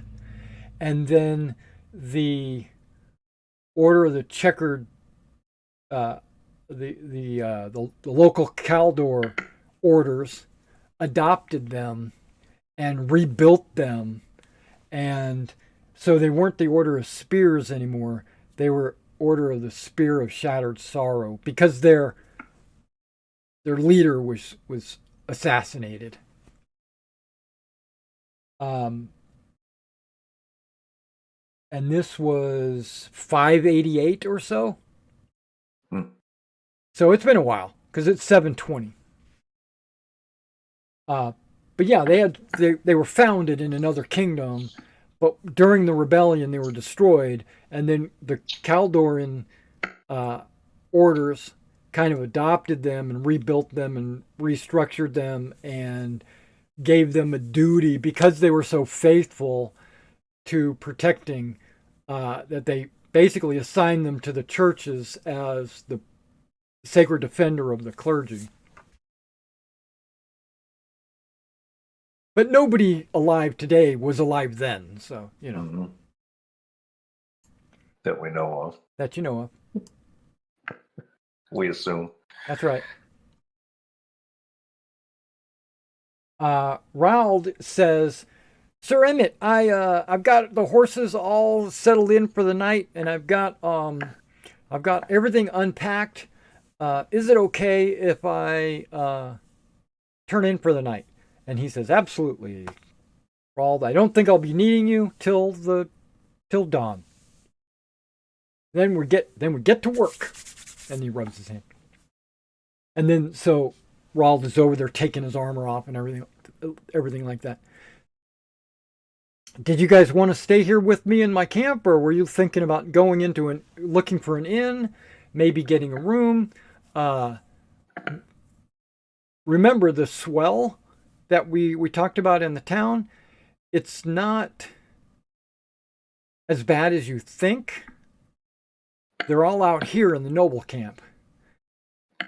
These 100 tents or so have their the knights and their squire and their man at arms or whatever they have are out here. They're not out there in the town. The only swell that might be in the town would be merchants, and they're probably sleeping with their wares.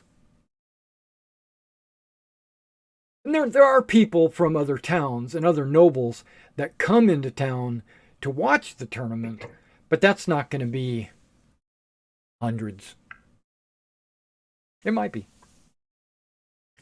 But I suspect that there's going to be rooms. He's just guessing. He didn't know. I plan to stay with you, Sir Emmett. Yeah. Okay, don't snore. Oh.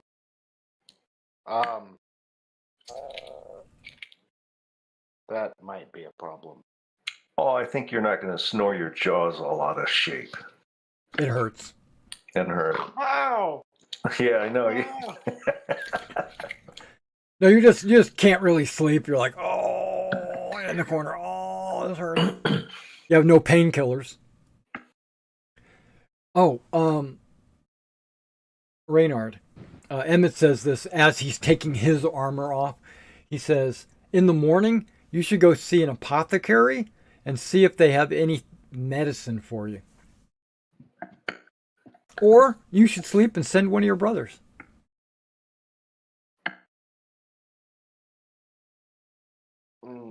I'll just sleep and see what happens in the morning. Okay. And then you see Sir Emmett get on his knees and he starts praying.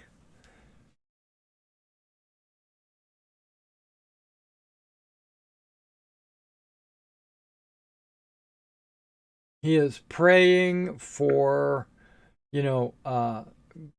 good times in his near future.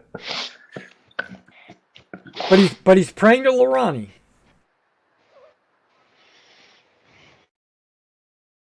May my jousting pole be straight, and may my opponent slip off his horse. Kind of stuff. Okay. Are we going to get something to eat? Yeah. Yeah. We'll try to find somewhere. Okay, so you guys as a party leave Sir Emmett's tent, and where are you going? You're going to go to the Calden Castle? You're going to go to the Standing Bear? Are you going to just walk through the town? It is kind of nighttime. You do see guards periodically walking around. Not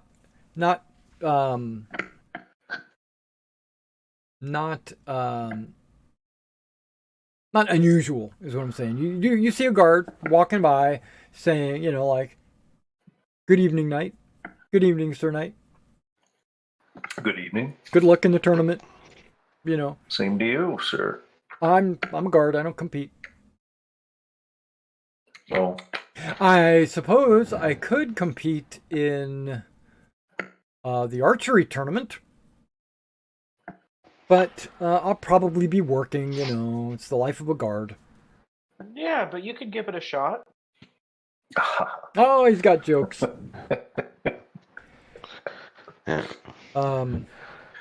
Double luck to you, broken knight. Thanks. Knight of. I can't think of a comeback. It was going to be something to do with missing a jaw.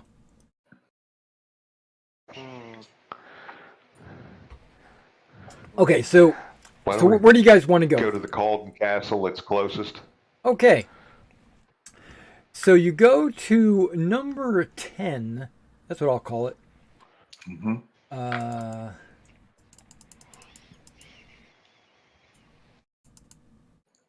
Okay, that's the timeline.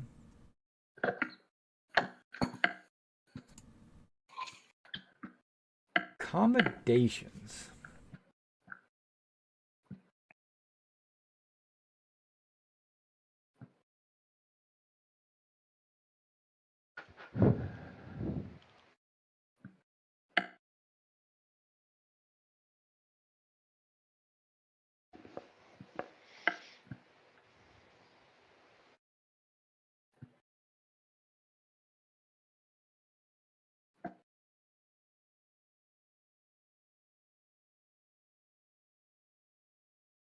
Okay, so you go up to the Calden Castle. You can see, I probably should have pointed this out originally, but you get there and there are stalls of vendors built on the outside of this inn. They look like they are like a merchant would take, set up a stall. You would walk up, they would offer you their wares or whatever. But there are no people outside of the Calden Castle. And when you go up to the door, you can hear music and commotion on the inside. And you get to the door, and there is someone standing inside the door. When you open the door, there's a guy standing on the inside of the door, and he says, "I'm sorry, do you have a reservation?" Nope. I think we should go to the Standing Bear. He closes the door. We go to the Standing Bear. Okay. I had a feeling this place was up in the You'll uppy. notice that you get the exact same man is standing there, and he says, "Do you have a reservation?" Oh, at the Standing Bear? Yeah. There's stalls built into the wall of the outside of the Standing Bear. You can tell that it's like fresh wood. It's new. It was built within the last month or so. And when you open the door, there's actually 2 guards. These guys are actually armed with clubs, like billy clubs or whatever. They're armed, and they say, "Do you have a reservation?" And they have a scroll where they're looking at names. No? No, we don't. We're just here to get some food, drink. Okay, yeah. We'll sell you some food. Okay. Yeah, come on in and find a seat.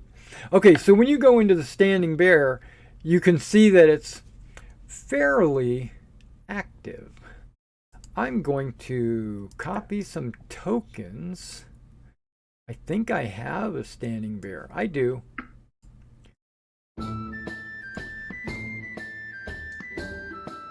And I assume all 4 of you went.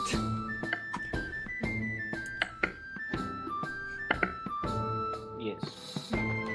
Yeah, I think so. Yeah, let me get you.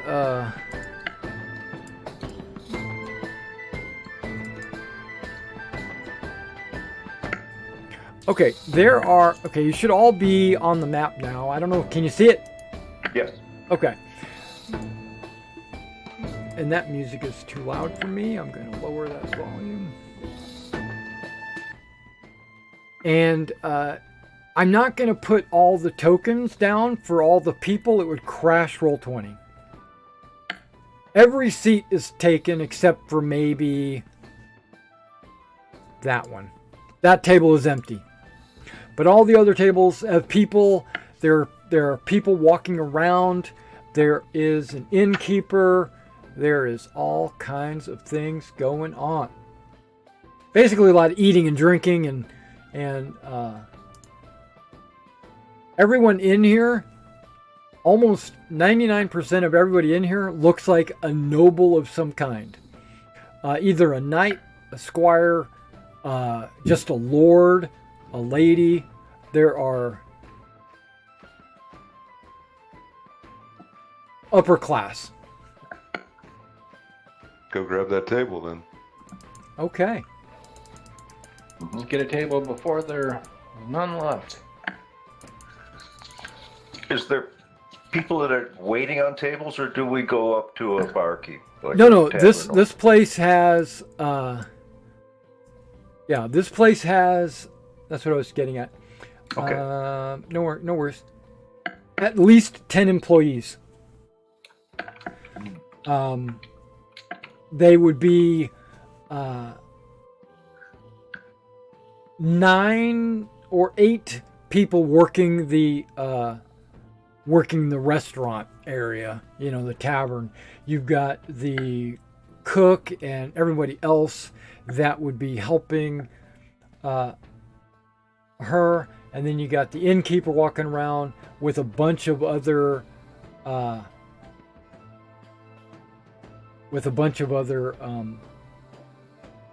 barmaids, and they're just constantly coming to the tables, going into the back room, coming to the table, going to the back room, going over there to the tap, whatever they're doing. And this is the innkeeper. Okay, I don't know if you can see that. He comes up to you and he says, "Welcome, Sir Knights. Unfortunately, our rooms have all been reserved months ago, but we do have food, and you've come to the right place. We have the best meat in all of Olicon. Maybe the kingdom. I don't know, but yeah."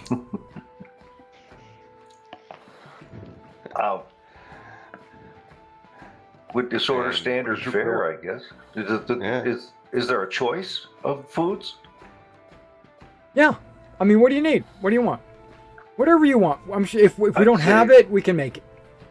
Fresh caught fish. Oh, okay. Yeah, absolutely. We can definitely do that. I think we have some fish smoking already. I'll have to talk to the chef to see if everything is ready. And all the vegetables and trimmings that might go with that. That would be wonderful. A nice mug of ale. Yeah, a mug of ale would be good. Okay.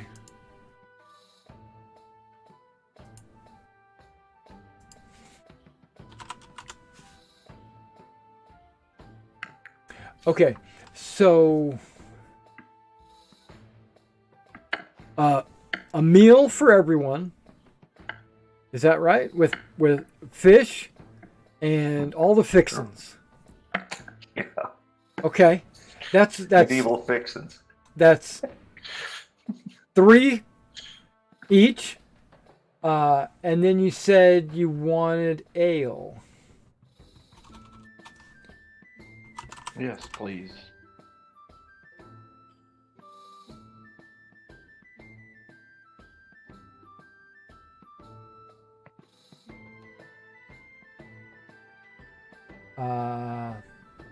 Okay, a pint is 1 farthing. So that's 3, 6, 9, 12, 13 for the table. Because that'll get you a drink and a meal for everyone. So it's 13 for the table. 13 what? Silver. What else is there? Grams. Silver.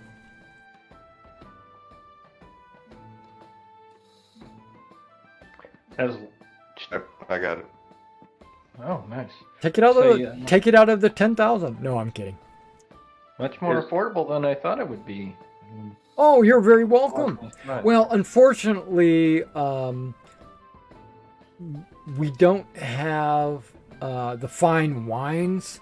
Those have all been taken, but the ale we got quite a bit of, and so that because of that, supply and demand, we make sure that we price it to move, and the meal we try to be reasonable. Because, there's so many thieves out there trying to take all your money.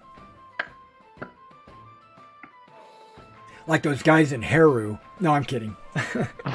He doesn't say that. Yeah, so three silver a head, and 1 silver will cover all 4 pints. A pint is a pound of ale. Okay, so I don't know. This is kind of a pound, so if you want a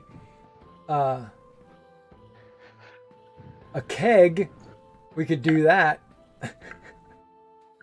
No. We'll start off slow this evening, thank you. You had mentioned that an ale was a farthing. Is that true? It is true. That's why it's 13. Because a farthing is 1/4 of a silver. It's a quarter.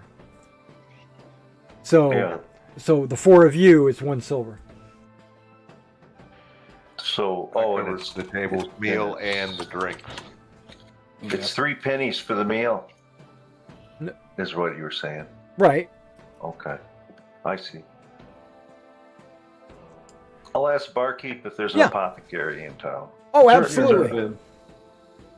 Yeah, of course there is. There, well, the Mason, you're muted. If you're trying to talk. Yep, my bad. Could I get 3 ales, actually? It's yourself. good for what ails you. Yeah, you can get as many ales as you like. They're 1/4 apiece. Yeah, Vullen, he's our apothecary. He does work alone, so he might be busy, but as far as I can tell,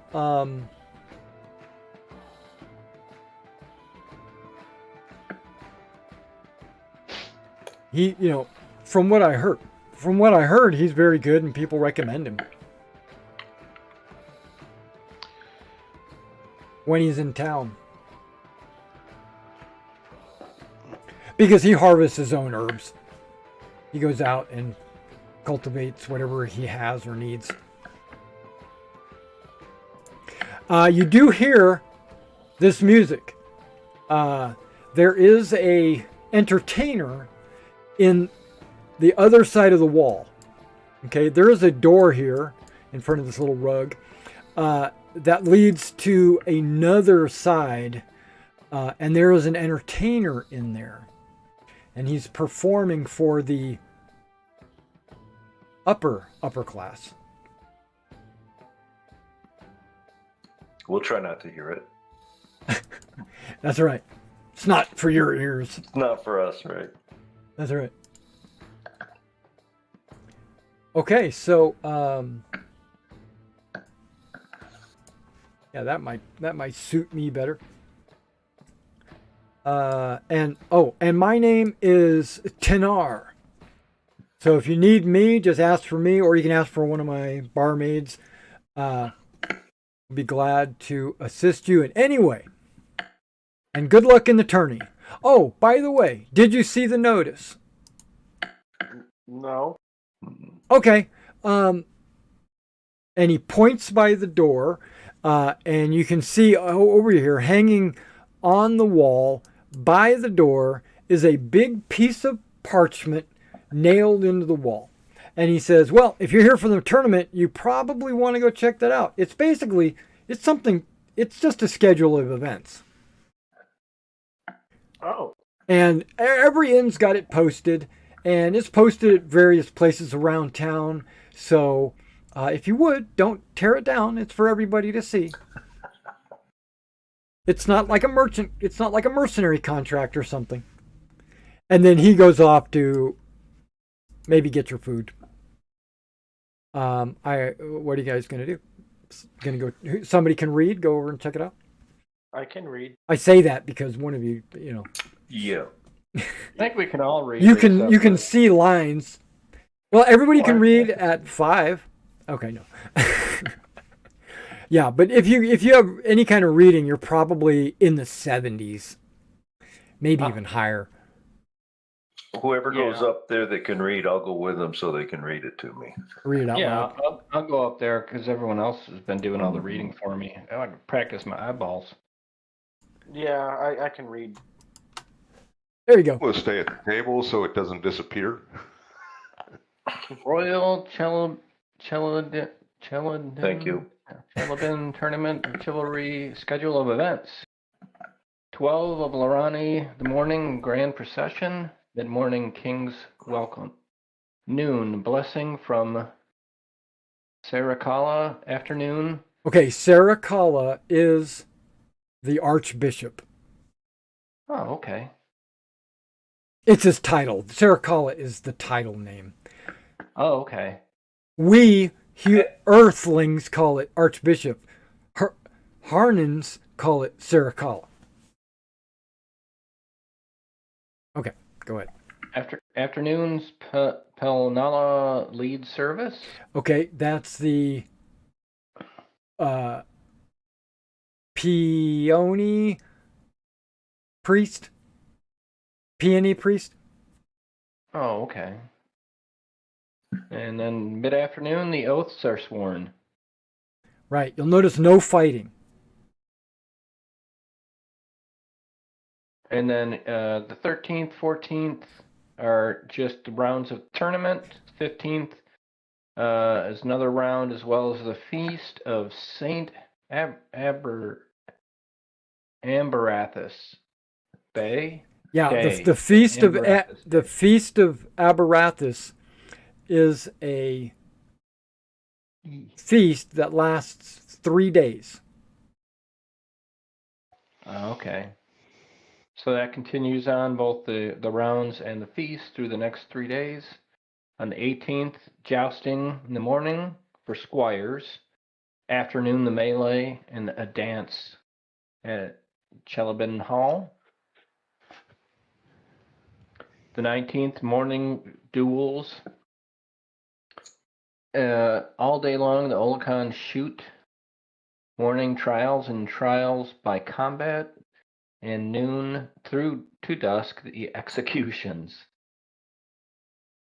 And last day, the 20th of Lorani, at noon, the Parade of Champions.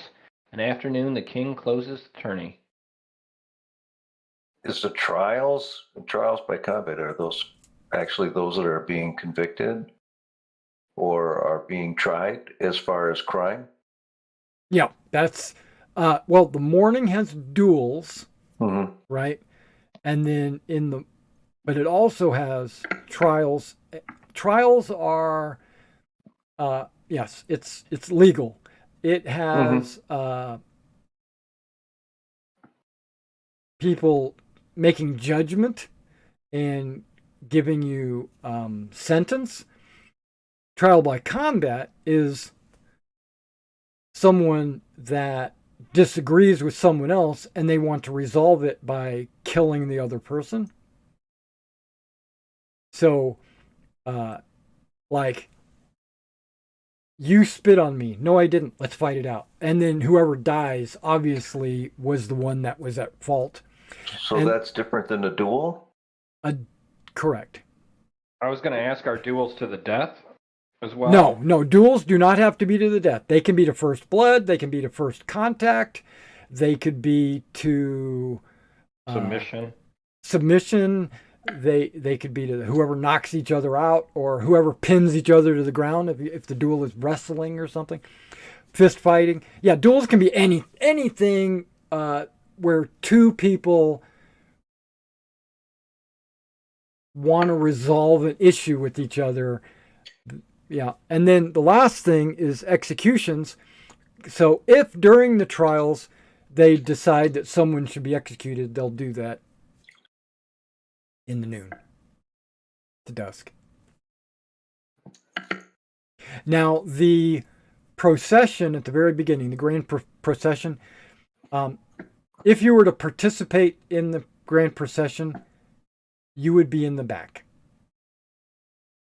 It's a parade of nobility, and the king would be in the front, and the queen, then the earls and the dukes, and the, and it would work counts, and it would work its way down to the knights in the back. So, is the grand procession by invitation? It doesn't say that. Okay. You can Ask, can ask during registration, maybe. Yeah. This information should be in your handouts. It's posted all over town. So if you ever want to look it up, just look it up. It's in your notes. It's under Olicon. In your journal. Should be. I think that's where it is. And I'm going to give you this map too, because you're not always going to be on this map Yeah, so if you want to look at this map, you can. From time to time. Okay, so you go back to your seat. Your food is delivered. Your drinks are delivered. Eat up and enjoy. And if you have any,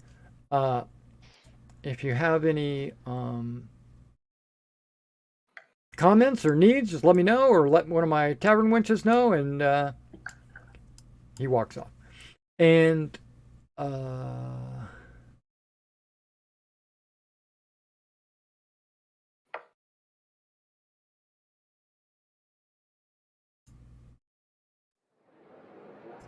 wouldn't be it.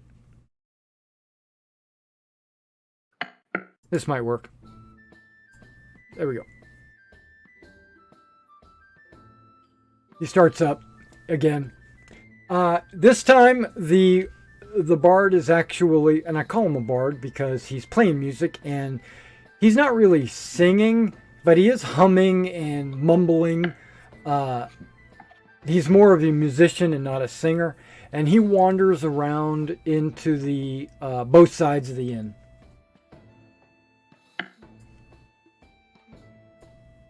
Is there anything else after or during your feast?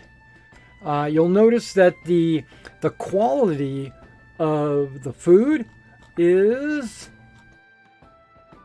on a scale of 1 to 5.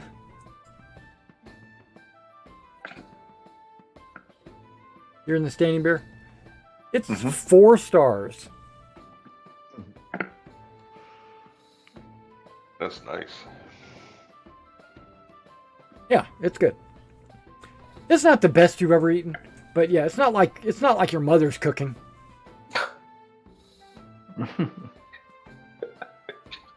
She does the cooking, huh? No. I don't think she... But she probably has been in the kitchen before. Sure. And she probably made something at some point. But not now that she's a manor lord's wife. She pretty much is... So the sign says, food like your mom's staff used to make. Okay. Right, exactly. Okay. Yeah, and you'll see a mixture of Lorani and knights with their own heraldry. Lorani fighting orders tend to wear Lorani fighting order colors.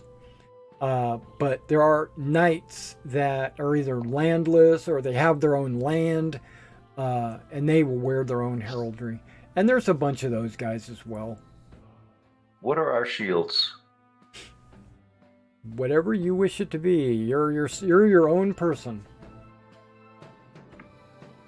You can have your father's heraldry, like in the corner or something like that. But you are your own person. You have your own heraldry.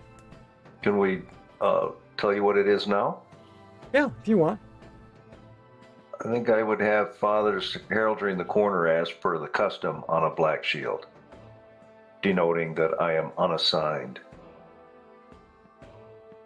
Okay, you can. If that's the normal, whatever the color is that would normally say, basically you don't have a heraldry, but you do have a. Well, you could just go with wood. It doesn't have to be painted. Okay, whatever the custom is for somebody who's not. But you do want to put your yeah. You can go all black and then just put your father's. We'll do that. Like it's ready to be filled in. Okay. Yeah. Their tournaments have a tradition of knights wearing black if they are disguising who they are. And they're called the Black Knight. And the black doesn't have to be black. They could be all in blue. I'm using that as an example. They could be all in blue with no heraldry, and they would still be called a Black Knight. Because they are going incognito. But you're going incognito. Incognito. I'll have the father's heraldry. What is his hair? Do you know what is his? It's solid red with a spear that's been broken pointing upwards. Okay. And you know that is the spear of shattered sorrow. Okay. He wore the crown or the church's heraldry. Okay. So if you have that in your upper corner, you're basically saying that you support Lorani. Mm-hmm. Which is fine. Yeah, all nobles support Lorani. Mm-hmm.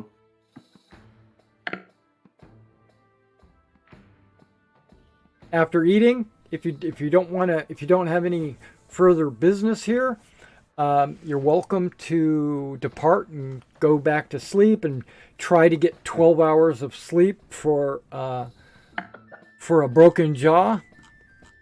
It's not broken. It's a minor cut. It's a puncture and it's just got a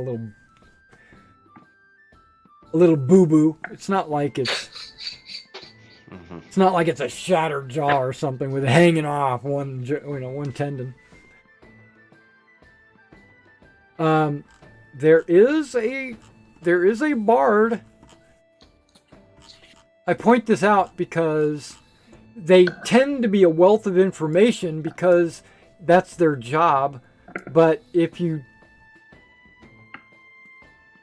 don't want to approach this bard, you had 2 bards in your household. They're called harpers for a reason. Basically, they're like newspapers on wheels.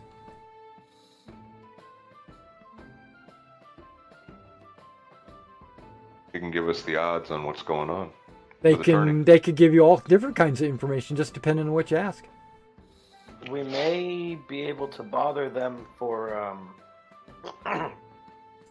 information on where one could borrow a horse. One of the bards comes up to your table directly, since you were looking at him and kind of talking about him, and he stops playing his music and walks up to your table and says, "I overheard you talking about me.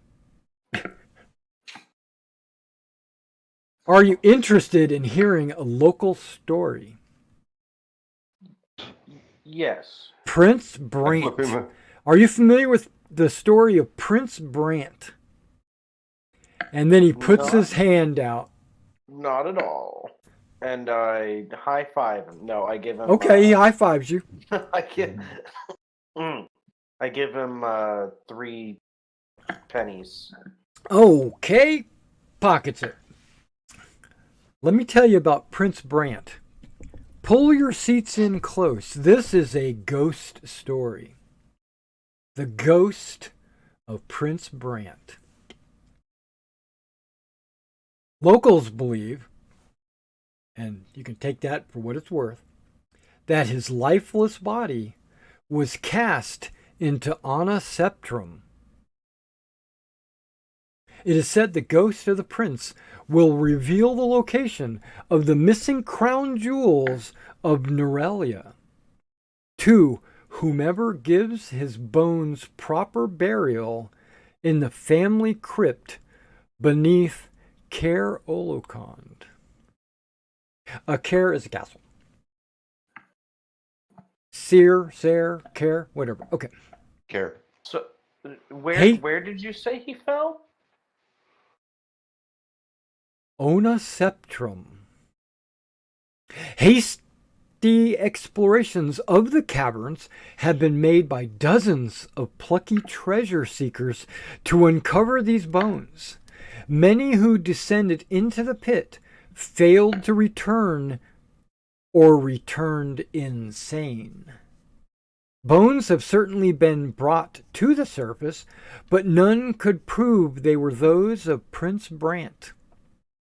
Unless Brandt managed to drag himself to a narrow or shallow cavern the Morath could not enter, his bones are unlikely to have survived. Even if explorers do discover Brandt's remains and can prove it, they must still convince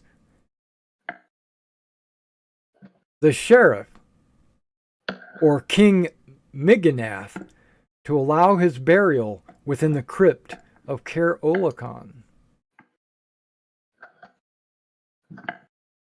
There are conflicting details of the spirit's manifestation. Most believe that the shade appears at the time of the new moon, Yell Mor, each month.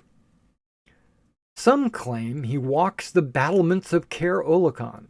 Others say he rides back and forth across Ellensa Bridge astride his ethereal steed. The most frequent sightings are on the trail to Ona Setrum. The moaning in the pit is often attributed to the boy's ghost crying out for surcease.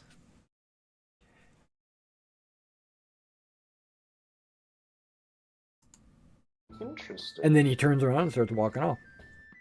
Well, wait. He looks back while still playing. You seem like someone who knows things. He nods. You wouldn't happen to know where a few beginning knights could procure use of a horse for the coming tournament, would you?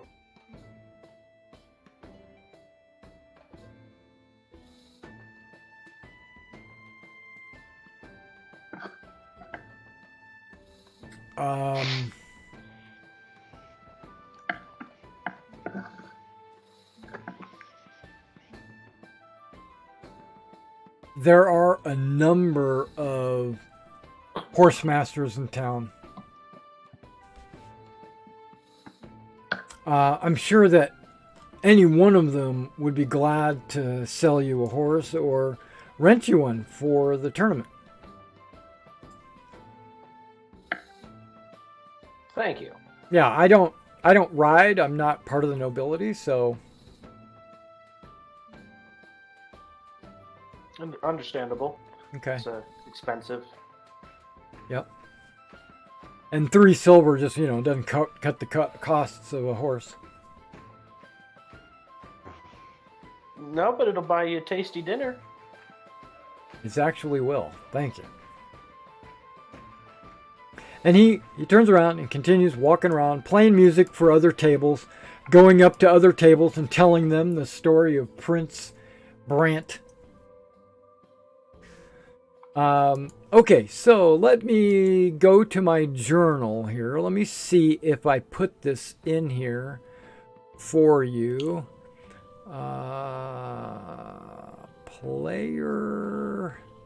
Players folder, player PDFs. Do you guys all have Harn player visible to you? You should. Yes.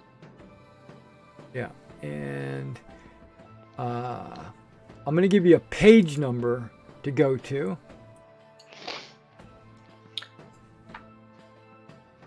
If I can remember the pages. And I might have, this is redacted, so I might have taken this out.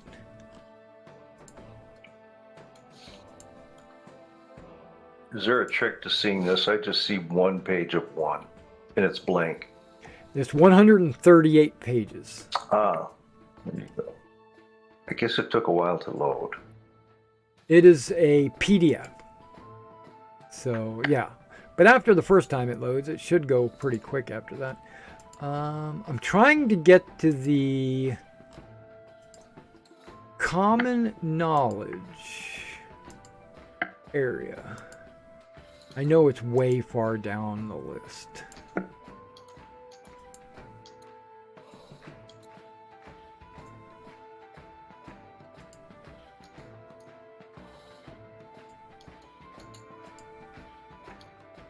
Ah, common knowledge. Okay, here we go.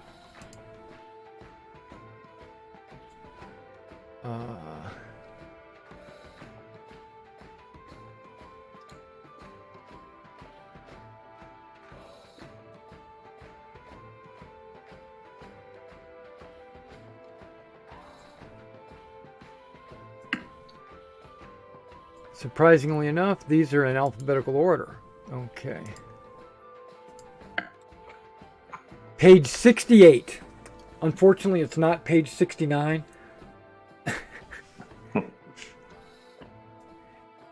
So if you go to page 68, on the right column, you should see something called Prince Brandt's Legend.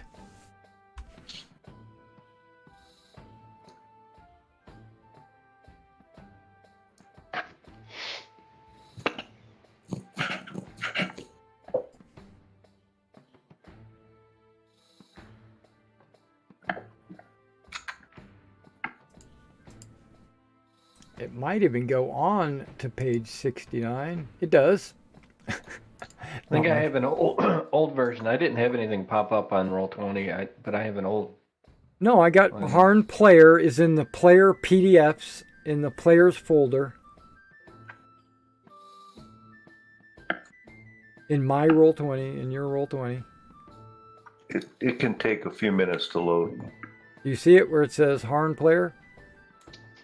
No, it's not showing. It's not. Are Maybe you? I'll just do it. Are you in your journal? I was. I'm just doing a restart because. Okay. Maybe... You might have started after I assigned these to the players. Let me show to all the players. Let me edit that and make sure your name is on the list. It looks like it might not be. I can see that it's not. Let me go ahead and add you. Good call. Good call. Yeah, I think my version that I've got on my hard drive is like from 1994. There you go. It's yeah, but that's not the one. It might be, but go. It should be there now. I see it. Yep. Okay.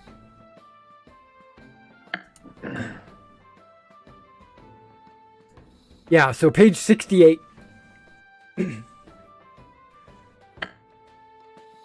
So if you were to look at the player map, actually I'm going to move the back to the overview of the city.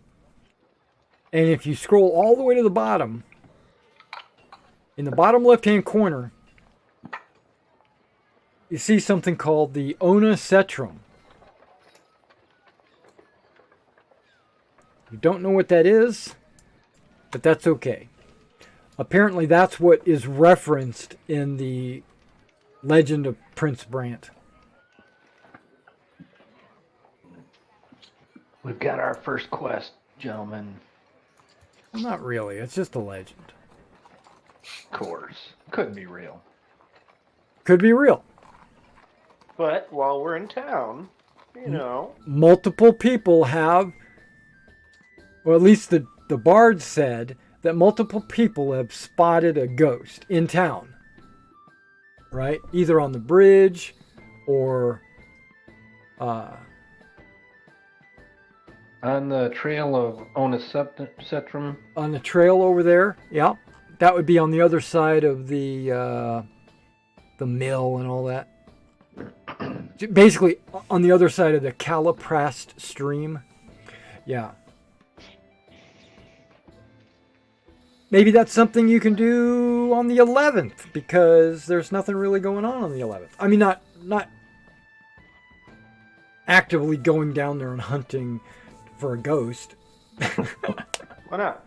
But it's just something in the background that, you know, you guys, it's a common knowledge legend. I had to tell you because you're in the town where that legend is. So, and just because this is meta, just because I give you a quest doesn't mean, or a quest possibility or something to do, it doesn't mean you should do it because you might or might not be ready for it. It's open world. You decide if you're ready for it or not. Okay, so after your meal, what else would you like to do?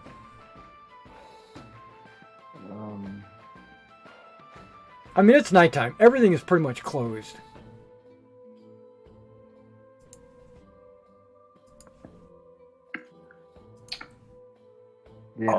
spend an hour going through our routine of I would say head back and get some rest. our routine of what we would do, just exercising for fighting. Maybe just slow motion sparring, that kind of thing. If somebody wants to do that with me. Right. Anybody that does that would qualify for the experience gain. Mm-hmm. Yeah. If you don't do that, then you don't qualify for that point. It takes 1 hour a day to get the 1 point that every day gives you. And you don't get those until the new moon, which is the end of the month. Okay. Or is it it the new moon? Whatever it is. Yeah, definitely. New moon, yep. Okay. All right, so you guys go back. You'll notice that there are other people not concerned with that kind of thing.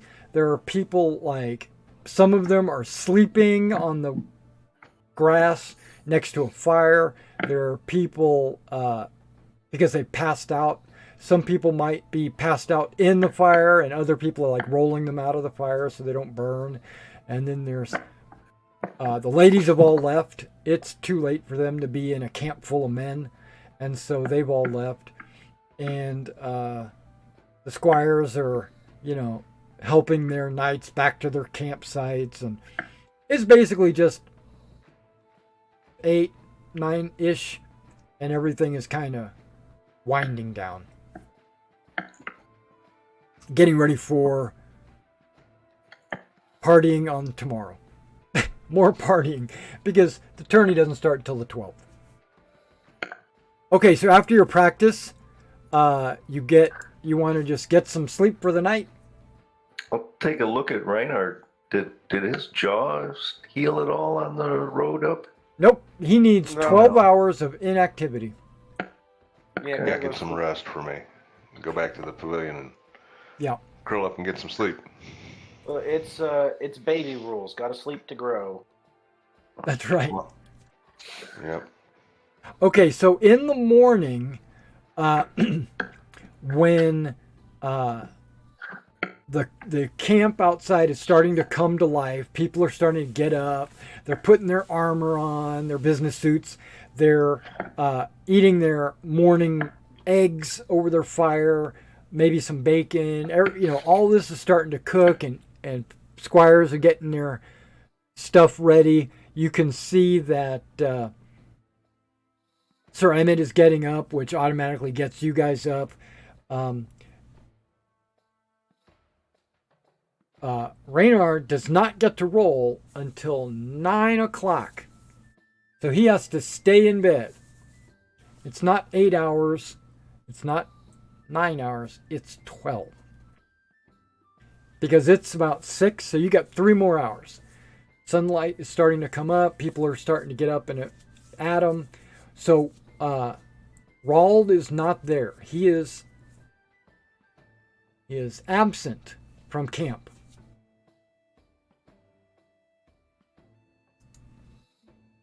Guys, I'm just gonna see to my jaw for a while. Oh, yeah, we can still sign up. Yeah, and you, because you're tending to your wound, you'll get that advantage of the half your medicine roll or half your physician skill to your recovery. If there was another person working on you, you don't get to add them both.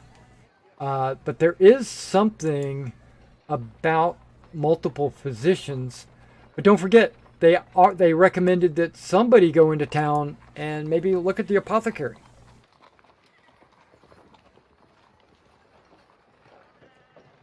Well, I'm not doing it. You can now hear music in celebration. It's like a knight playing a flute or a squire playing a drum or something. It's not skilled bard work. It's not a harper. This is just people trying to entertain themselves while they wait for a tournament in another day or two. Oh, that reminds me. I haven't been doing that exact same thing with my flute this whole time. I'll start doing that. Not right now, you won't. No. But going forward. Not with the jaw. Okay, so I would prefer that if you guys stayed together and worked as a team. I understand leaving Reynard in camp because of his issue, but if you guys want to split up to cover more ground, I have no problem with that. I would just prefer you to stay together, because then I only have to talk to one group and not talk to multiple people. Yeah, I can wait till 9 a.m. till he's ready to get up and go. Okay. You guys could just carry me. No, they can't. You get no healing roll. Well, I'm not being active. They are. No. You have to be in bed, motionless, tied down, can't move. No, you have to be pretty much. I mean, you can get up and like get something to eat and then go right back to bed. There's no getting up and walking around, nothing like that. Is there food available now around, like with vendors and whatnot, or do we have to go into one? Not in the noble camp. Noble vendors are not allowed in the noble camp. Yeah, but if you leave the noble camp and go, you could just go over to the Calden Castle. You can see that there are vendors. But then again, there's food on the fire right now. There's eggs and bacon on your fire right now. I'm gonna eat some of that. Yeah, and Sir Emmett's like, yeah. I mean, I've got more than enough for everybody. Okay. Yeah, you guys are my guest. You know, I'll keep you moderately fed. If you want to leave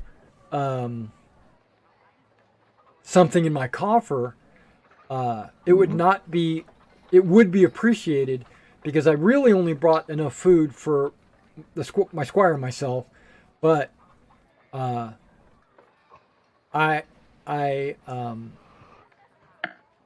enjoy the company. His coffer. I mean, I'll hand it to him directly, right? Yeah, you can do that. I mean, did he show us something that it was like, put the money in here? No. He's got a money belt. He's got a belt that's got, it's like a double layer belt with slots for coins inside of it. I'll give him 5 silver. Okay, yeah, that's enough for the entire tournament. And I wanted to ask Sir Emmett how many times he's attended the tournament now. 3 times. This is my 3rd time. I'll give him the same. Okay. Yeah. Yeah. Thank you. You guys are kind, and I knew you had kind eyes. What is the final? Is there only one champion, or is there 1 through 10? Is there?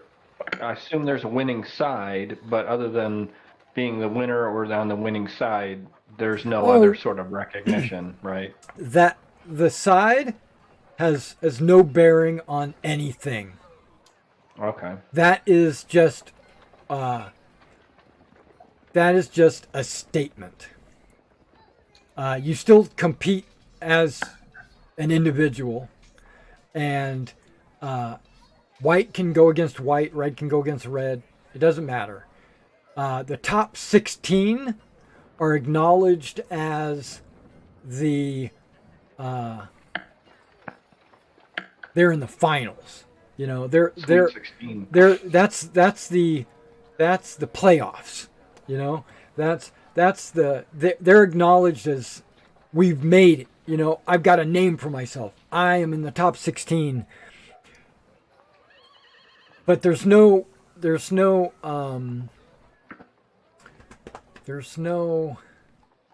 Iron team. There is no IM team, unless in Harnick there is.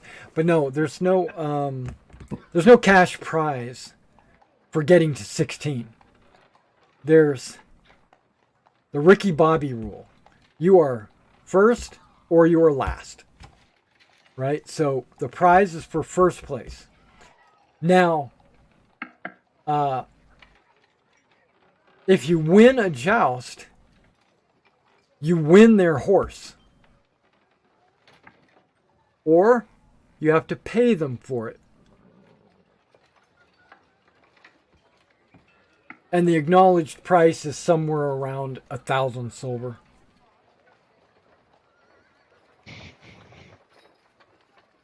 So if you joust somebody and you lose, it's single elimination, you're out.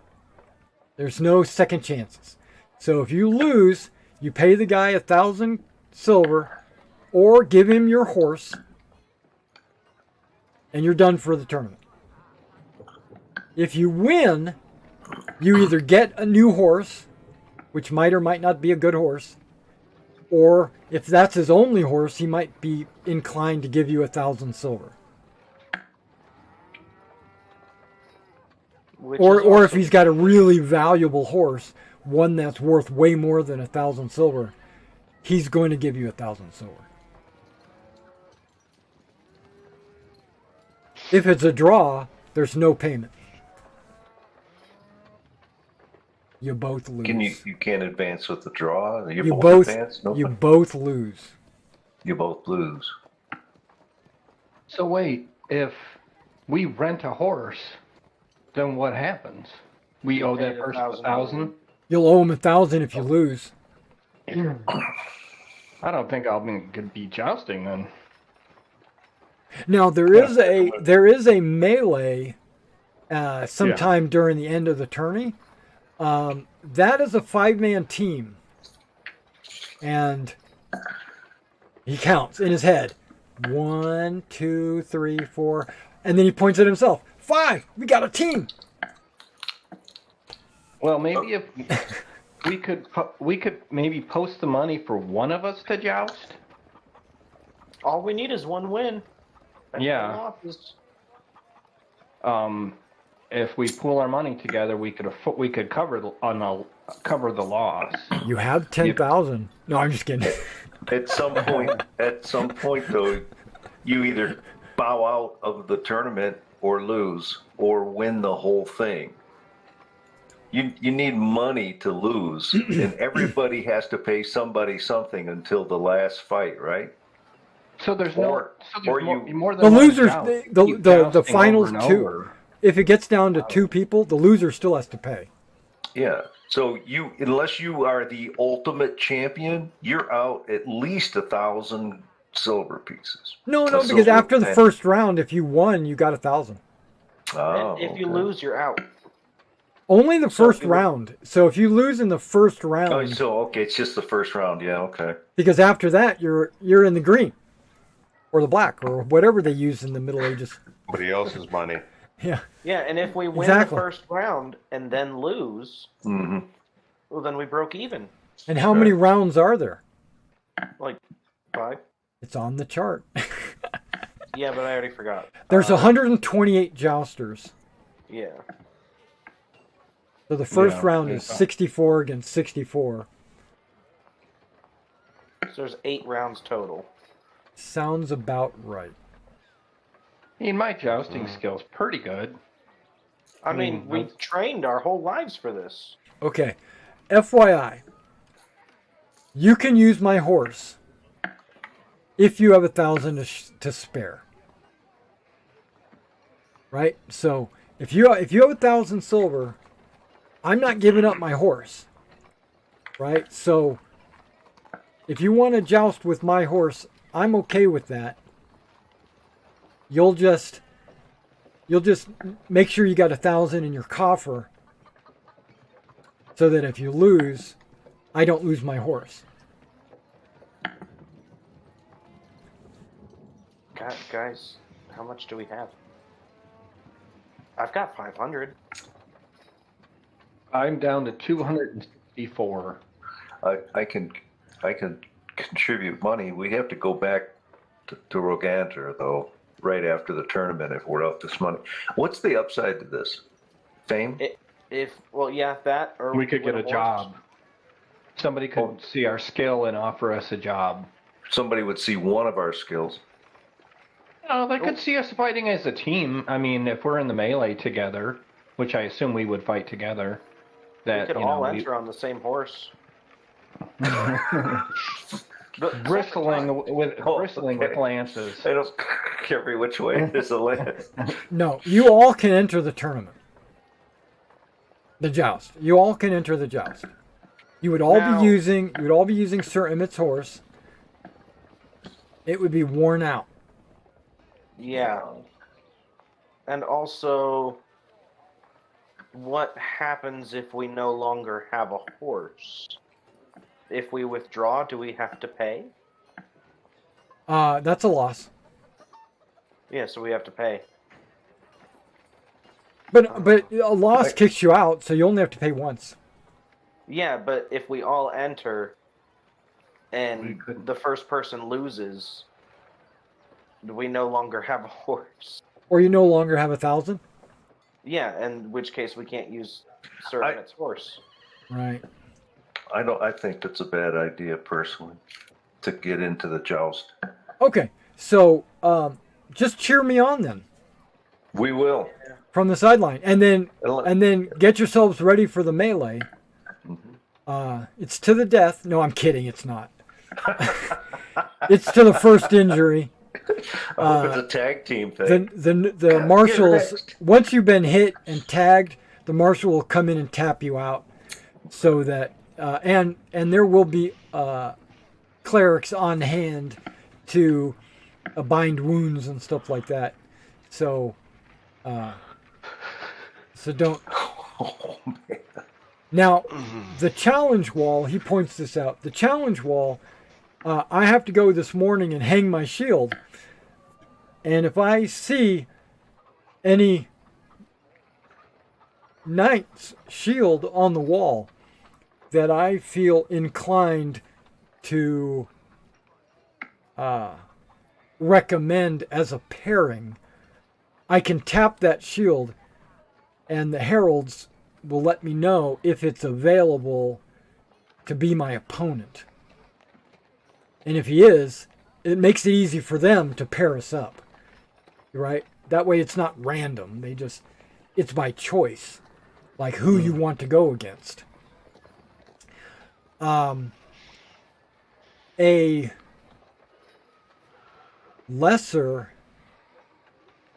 it's either a lesser or a senior, one of the two can't refuse. One of the two can't refuse. So it might be of a lesser challenge as a senior, the senior must accept, I think is the way it works. That sounds fair. Yeah.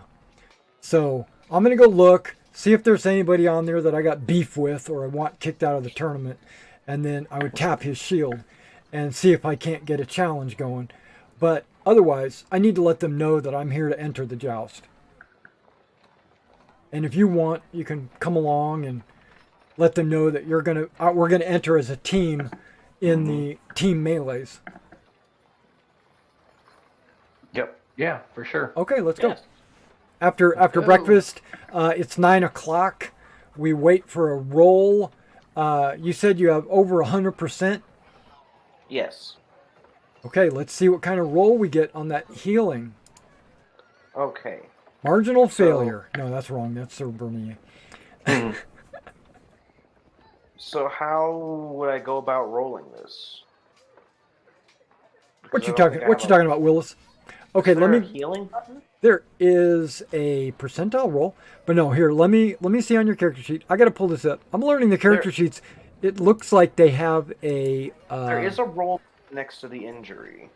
I think that is what the roll is. Healing check. It did not add my thing. The position. It didn't add position, but even without that, it was a success. Your modifier. What'd you put in for that? Oh, okay. So that gets added as a modifier. I put 0. Okay. No, that's good though. Yeah. So Yeah, M1, H5, face. Yeah, that looks... Because let's say you got hit in the arm and the face, you could roll for both of them. You can roll for every injury once. And then you would roll, after another 12 hours, every injury. Okay, yeah, so it goes down by 1, so you could actually just delete that injury. Good. Get rid of that minus. That's right. Get out of there. Exactly. Okay, yeah, so, you know, you take the bandage off, it looks like it's scabbed up, everything looks good, you're ready to go. No scar. Told you guys I didn't need to shave. Because it's under the beard, so it's hard to tell if there was a scar. Okay, so after he heals up, takes the bandage off, says, yeah, I'm ready to go. You guys make your way past number 35. Right there. Which is what? The physician. It's not an apothecary. It's a physician. There is an apothecary. This is an actual, like, doctor's office. That's where they got all the saws and the spreaders to spread your ribs so they can pull your heart out and all that stuff. Okay, so when you get up to the challenge wall, there are approximately 100 shields hanging on the wall. Sir Emmett goes up to the herald, bookkeeper, the guy that's keeping track of everything, and he says, I am Sir Emmett. I am a bachelor, and I am open. I'm entering the joust, and he kind of looks up and down the challenge wall, and he says, we're going to let Lorani decide. I have no beef with any of these knights. And then they say, okay, we'll let you know who you're paired up against. After everybody is registered and everybody has made their challenges, we'll let you know who who it falls to. Thank you. And then he goes, okay, and here's my team. We're calling us Sir Emmett and the boys. No, he's not. So he goes, do we have a team name? Are we gonna call ourselves anything? Or are we just gonna use one of our knights' name and say Sir Emmett's team? Or are we gonna say the Roganters? Or what are we calling ourselves? Emmett's Fighters. Sir Emmett's Fighters. I'm okay with that. That sounds good. And the herald says, Sir Emmett's Fighters. Okay. That's a wonderful name, and we'll let you know when we'll make the announcement when the melee begins. Do you have any questions about the schedule? And he points at the schedule. No. Are you sure you have no questions about this schedule? I can't read it, so I have a lot of questions. Okay. I'm here to answer your questions. I gotta find the dang thing here. Since we're only fighting in the melee, there's nothing for us to do until the 18th of Lorani. That's correct. Well, Sir Emmett says you gotta cheer me on. Yeah. Well, I have a question. I would like you to be on the field with me when I'm jousting. We'll as be my, there, but I mean, we won't. To hand me my lances and what's that? You won't. Yeah, you'll have no obligations. Are we expected to be in the grand procession? I knew you were going to ask that. If you entered the tourney, you have to be in the grand procession. And since you've entered the melee, The answer is yes. Okay. Good.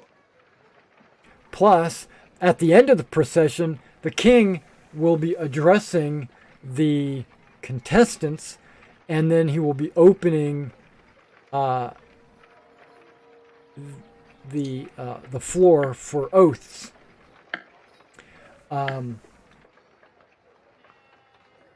This is a time when you swear fealty to the king. So, if you haven't actually been in front of the king, knelt in front of him and say, I owe you my loyalty. If you haven't done that, then you're required to do it.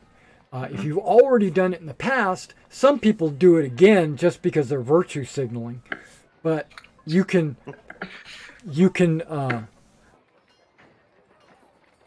skip it, but then you're probably going to be an outcast or, shunned. And what time and where do we be? Okay, I don't understand. The grand procession happens in the morning. Mm-hmm. And it will be announced. A little known fact: there are no clocks. So there's no 6 a.m., 7 a.m. That's not a thing. Okay. It's going to be in the morning, and it will be announced. So just have your ears open. But where would we go when it's announced? Probably to the back. I'll look around. Where's the back? Oh, it hasn't started yet. It'll be announced. When it begins, you will be in the back. It will be obvious because the king will be in the front. Okay. I mean, it doesn't end up like south of town or. Oh, it might be. It's wherever the king wants to start it. Okay. And then, all right. And the procession. Normally, what will happen is they'll walk up and down and around the town, the village, and they'll do their Mardi Gras loop. And when they get back to the beginning, that's when he'll make his address to the contestants and stuff. Okay. Does everybody just walk, or are there people on horseback? It's all walking. Okay. It's all walking. Even the ladies will have to be walking. There are no palanquins or carriages or rickshaws. No, none of that, right? So it's all no carrying anybody on your shoulders. It's just walking. But bring your best regalia. So if you've got banners or a squire to carry your helmet or something, then do that. Be as pompous as you can be. Ain't much. I know, but if you can't, not everyone is the king, so not everyone can afford that. So I understand, and what you're wearing right now is perfectly fine. Are you going to enter as the Black Knight or just unaffiliated? I'm unaffiliated. You'll notice that there are a number of shields on the shield wall that are solid colors. Okay. You see some white ones, some red ones, and one black one. There's a black one. It's not yours. Right. Yeah. Your shields are not going on the wall because you're not in the joust. Right. And also, I'm not going to be a Black Knight because I don't have any notoriety to hide. Right. You want to build that. You can't build it if you're hiding it. Do we have to select what gallery we want to represent? Okay, you're not being just in the melee.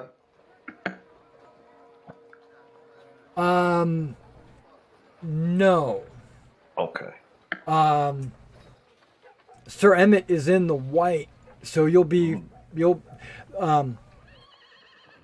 it's a mass melee. Mm-hmm. So all the teams will be on the field at the same time, and it's the last team standing. So, And it's every. Even if it's just one member of the team. Yeah, so one. Yeah, and one. What am I trying to say? It's every team for himself. So even though you're on the white team, you will still fight the white team. Yeah, yeah. Maybe not first. Maybe you'll get rid of all the red team first. Fight as a fighting force, and then once you get to the end of the red, then you turn on each other, or you might turn on each other early. It's like politics. I turned to Sir Emmett. Sir Emmett, you asked which team we'll be on. We're on the white team, or I'm on the white team. Right. You're on my team. Okay. Right. Or our team. He Represent doesn't want to lead the team. He wants to. I don't want to lead the team. Because I want the most possible success for our team, so I shouldn't lead. Okay. Oh. I have a reputation for being quick on my feet, but not my head. Oh. Oh, so I am on your team. Like rushing into a whole group of wolves attacking a small boy. Yes. Okay. So we'll figure that strategy out tonight at dinner. We still have many days before the melee. Mm-hmm. So, yeah, there's a lot to do in town. Mingle, see the town, see the people, introduce yourself, etc., etc. Okay, so I would like to finish this morning and move on to the afternoon. Mm-hmm. I'm saying I want to do this, but what do you guys want to do? Because you guys might want to, go to the apothecary or something like that. Oh, well, we should Get the. We need to get the Saracala. Yeah. And get that delivered. He could have a busy schedule today, being that he's got the blessing. Maybe we could get him right before the blessing, which is at noon. I would think he's more available right after it, but that's when everyone will be trying to see it. Yeah. What time is it right now? It's close to noon. It's morning. It's noon of the day before the event. So yeah, it's before the 11th. Yeah, so I don't know. He's not doing anything today other than being that's Archbishop. And this might be the best time to try to reach him. I would think so. At least try, see if we can. Okay, now at the Herald stand at the challenge wall, the prizes are displayed.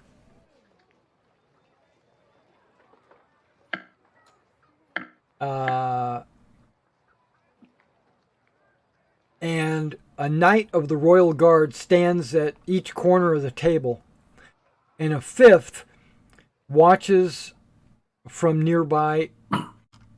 So there's like 5 knights guarding the prizes. So they're another team. Let's get them. That's right, they're another team.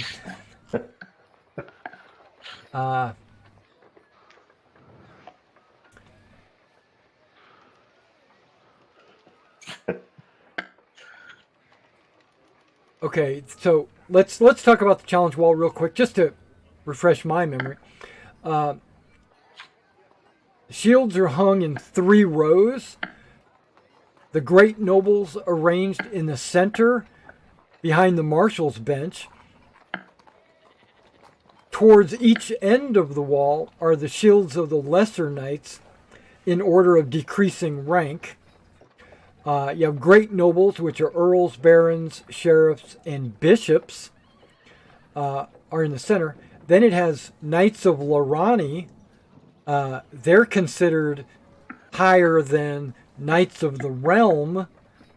And then there are retainers, which are constables, bailiffs, stewards, and knights of the Royal High Guard. And then at the very end, is Sir Emmett. Knights who do not owe fealty to any lord or institution, and foreign knights. Okay. The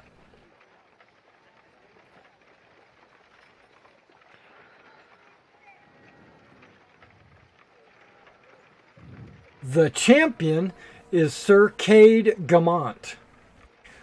He's the commander of the High Guard. And he can challenge anyone, and it must be accepted. He won the tourney 12 years ago and has reached the final on 2 other occasions. Okay. I asked the Herald about Sir Odrin. Sir who? Odrin. Who's he? The expected champion that we heard about at the Standing Bear. Yeah, he's kind of a dick. Okay. I hope nobody overheard the Herald say that. I thought you were asking Sir Emmett. No.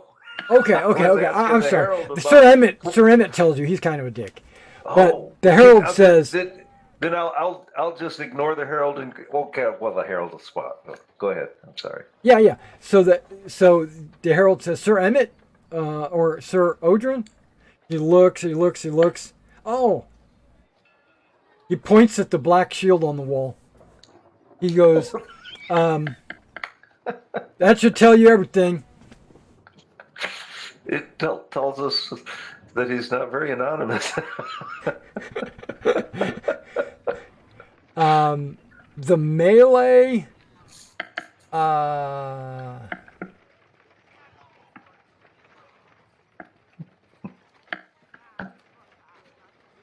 There is a white team and a red team, and you'll wear a handkerchief or a kerchief on your arm that lets people know that you're on the white or the red team. And then you're divided into your 5-man teams.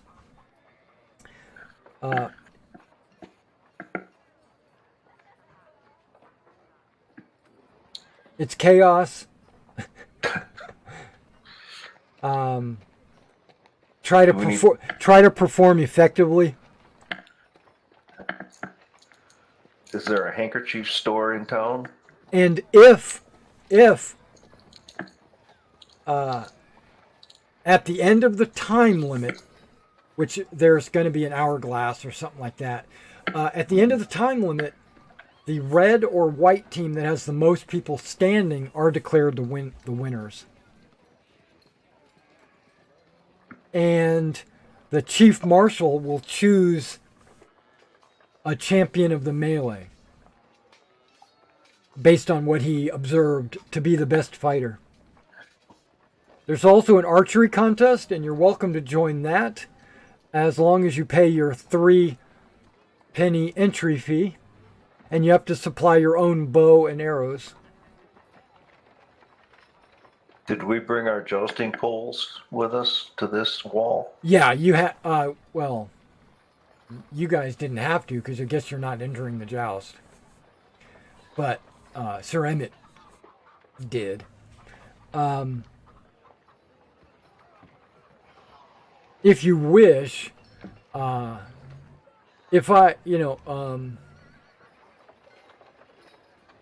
you want to, since you're not going to participate in the joust, you can sell those back if you wish, or you can hold on to them for next year or the next tournament. There's tournaments going on all the time. Okay, I'm trying to find the prize. That's the whole reason why I got here. It said the prize is on display. Okay. Maybe it's the table itself. It's an ornate table. It's shipped in from Olicon, from Orball or something. I don't know. Okay, it says to go to page 30. I was on page 30. That's why it says challenge wall, Squire's Joust. Okay, so let me go backwards. Tourney prizes. There it is. Found it. Went backwards. A large purse of silver coins. We already got one. Bolts of fine silk. A golden statue. A jeweled brooch, pendant, and dagger. An engraved bastard sword. A superior hauberk. A full helm with crest. A full accoutred warhorse. An ornate shield. A trained falcon. And trained hounds.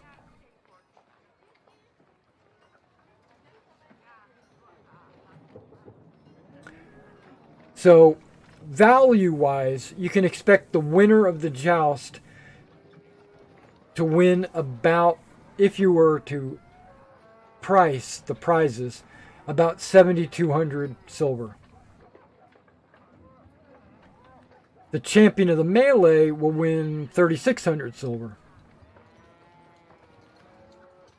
And each standing member will win a team handkerchief. Well, that's what we're in it for? A team handkerchief? Unless you're the champion. The squire that wins the squire joust is 1,200. And the Olicon you're not squires. And the Olicon shoot is 240 silver.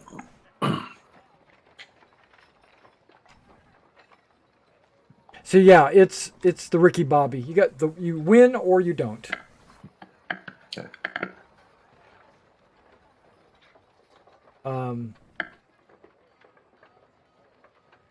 Yeah, so how much did a jousting pole go for? I have all of my 40? items with the value I paid. Is it 40? Jousting pole, 40 each. Yeah. So if you want to trade a jousting pole in for 40 silver, you're welcome to do so.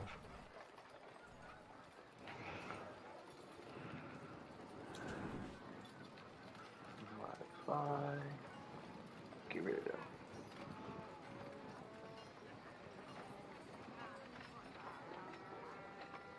Okay, and Emmett says, my squire will be entering the jousting tournament. And the herald says, that's 1 shilling. And so he gives him 12 silver.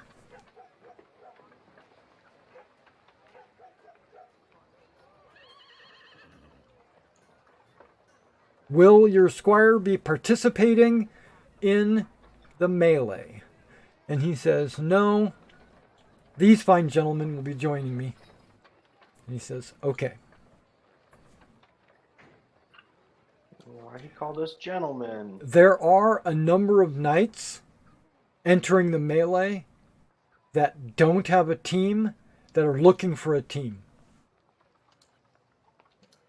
They're like freelancers. Aha! But you guys have a team. Mm-hmm. Okay, so I think that's all I needed to do. So I'm going to go back, tell Rald that he's entered, and we'll make ready and make sure that he's got the food, and we'll start cooking it, and we'll have it ready. Please be back at my camp, our camp, because I guess you're sleeping with me. Come back to camp for dinner. It should be something special, and we can work out strategy, and I can, and we can talk. Okay, and so he leaves you guys. You guys are free. Oh, I didn't mark this little building. It's the hideout. The hide worker. Right there on the end. There you go, guy. That's right. Peek in and get some pointers. Okay, so is there anywhere you'd like to go or do? Let's try and get to the Archbishop. Yeah, see if we can schedule an appointment with him. I think he'll see us because he's going to want that money. Okay, so where do you go? Are you going to the Messel Gate? I think that's our only option. Yeah, going to the keep, the castle, the what you dealio? Okay. Yeah, so you go up to the gate. You can see that the Ellensa Bridge is active. There's people going across. The main Messel Gate is open. It stays open during the day. You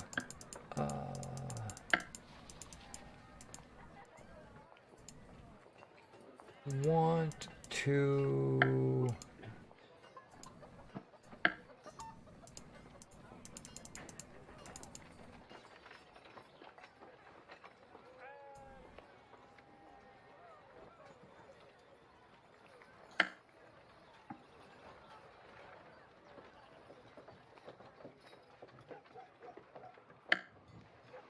Okay, so you're at the gate to the castle itself. There's a couple of guards, and they just stand there with a closed door. They don't say anything. Close to the castle. To the castle itself, the gate is closed. They're standing there. There is a let me double check this on the tactical map.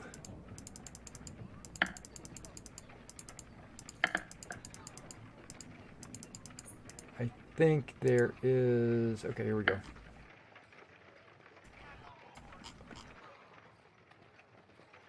Yeah, it's a fairly large double door.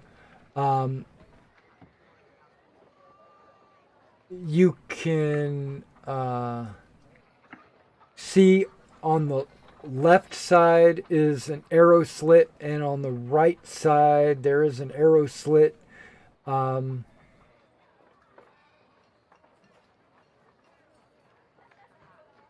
the doors are closed. There's a couple of guards. Sir Knight, as one of them says, kind of like a, like as a head nod. He just says, Sir Knight. Hi, we were just wondering, we have business with the Archbishop. It would only be a moment, but we don't know how to go about seeing him. Oh. Is that something you could arrange?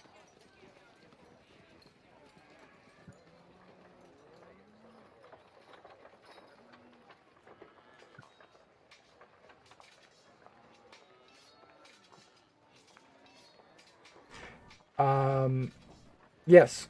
Wait here. Who should I say is calling? Envoys of... Oh my goodness. Reganter? Is that... Nevin? Yes. Forworthy? Nevin. Okay. Sir Nevin from Roganter? Okay. Roganter, that's what I was looking for. And why is it that you wish to speak to the... Oh, I was tasked by my father with delivering our yearly tithes to the Archbishop's hands alone.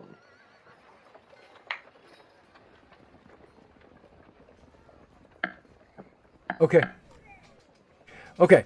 So he opens or he knocks on the door like boom, boom, boom, boom, boom. And you can hear someone moving some wood, and the door swings towards you. It swings outward towards you, and just past the door is a portcullis. And you can see the portcullis go. And then you see two guards were standing between the portcullis and the outer door. And then once the portcullis goes up, the inner doors swing open. Goodness. So there's an outer door, a portcullis with murder holes and all that jazz, and then there's an inner door that opens up, and that is opened up, and there's 2 guards on the inside of there. It's very, it's kind of very, it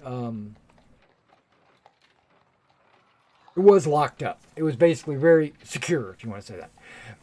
And one of the guards says, follow me, and we will attend to the matter at hand. And I think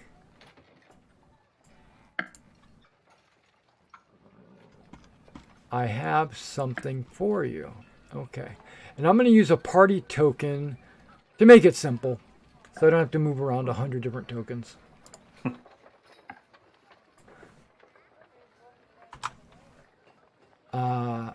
There's guards everywhere. There's activity everywhere.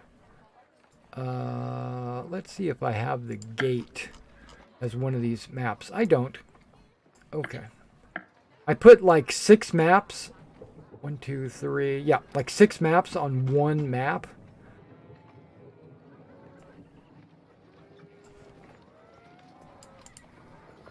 Paste. There we go. Can you see anything? Mm-hmm. Okay. So the gate is off to the right side, because, I mean, you can compare it to the map of the town. And when you come across, you're on like the inner courtyard area, and you can see this is the main door that leads into the keep. And you're brought inside, and then there's another arrow slit at the end of the hall here. Mm-hmm. Narrow hallway, and then you're brought into a little room there, and you're asked to wait. Please wait right here. I will fetch the what you call it, the Saracala. Okay, so he goes off up these little stairs right here, and then disappears around the corner. And then a few minutes later, a priest, not a Saracala, not the man, some priest comes down, and he says, I was understanding that you are here from the town of Roganter with your tithe. I will take that. With all due respect, Your Holiness, we were specifically told only to give it to the Archbishop. Oh, I'm the Archbishop's representative. So giving it to me is like giving it to the Archbishop. Okay. Guys, what do you think? Dad? We will require a receipt so that we can show to our father that we, surrendered this money to the correct person.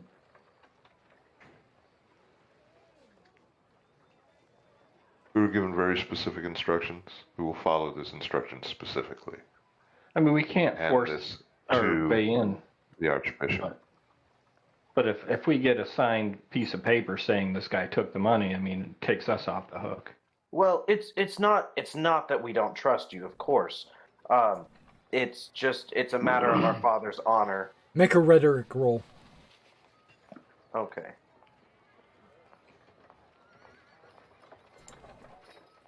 Rhetoric. Clunk. Oh my goodness. About as far away as I could get. Well, no, I mean, you didn't critically fail.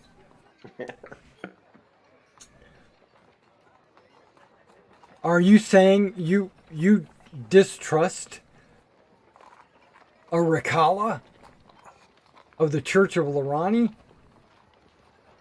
No. Father gave us very specific instructions.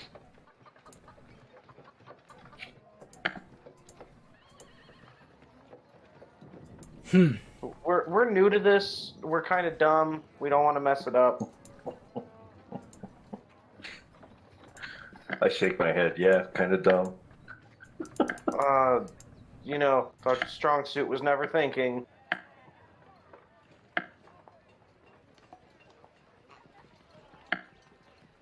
Okay. I'll let him know. You wait right here, and I can't believe that you refused my offer. And then he disappears up the stairs, and it looks like if you make an awareness test. Is that a hint? Only if you make the awareness test. I got a success. Okay, anybody that wants to notice this can, but if you're not really paying attention, that's fine too. If you have a marginal success, you can tell that when he turned to walk away, he had a small smile on his face. We did good. And he's grumbling under his breath. Like, I can't believe these guys making me go back up there. But he's smiling while saying it. You get the impression with an intrigue roll. If you heard it. If you didn't hear it, don't make an intrigue roll. Clonk. So it looks like Cal can make an intrigue roll. Second. Yeah. Gotta find it. I think. Yeah. Yeah. Intrigue. Submit. Critical success. Right. Okay. I just spilled the beans. He's happy that you refused his option to take the money. He's grumbling to make it sound like he's upset, but he's actually pleased. And he leaves. It was a test and we passed. That, or he really likes disturbing the Archbishop at home.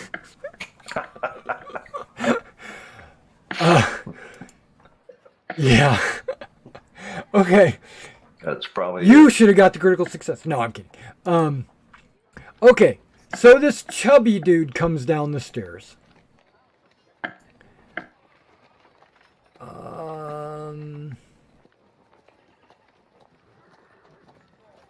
Does he look like his picture? Did I give you his picture? I don't know. Okay. Because I might have. His likeness might be around. Care. Maybe he's in the care. Oh, he is. Look at that. Archbishop. I suppose we should not refer to him as your lordship. No. Oh. Sarakala, and his name is Adine Kin. And he's got the little spear of shattered sorrow or whatever it is in his hat. You know, he's wearing the ring. You know, he's got all kinds of gay. Okay, so he comes down and he's like, "So you're the boys from Roganter." Yes, your lordship. Why have you disturbed me? I've been told I've been told that you have a tithe from Roganter. You can set it down. You can give it to this gentleman right here. And he points at a knight. There's a knight standing there beside him. The knight is actually from yet again another faction of the Lorani Temple. I switched the page. I was looking down. I was like, why does it not? Okay. I keep the information separated. Separated. Okay.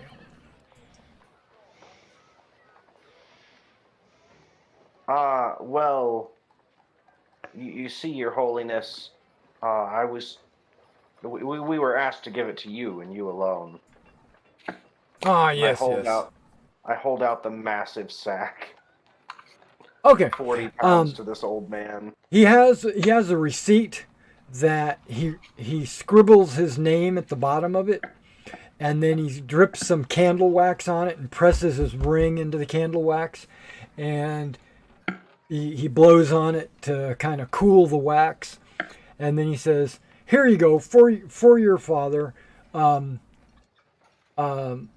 This year is taken care of. I guess I'll see him again next year." Did you come to the tournament?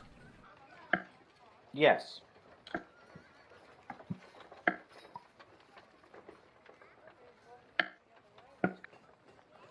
He didn't, but we did. The knight is from a detachment from the Iverson chapter house. Okay, so it's basically just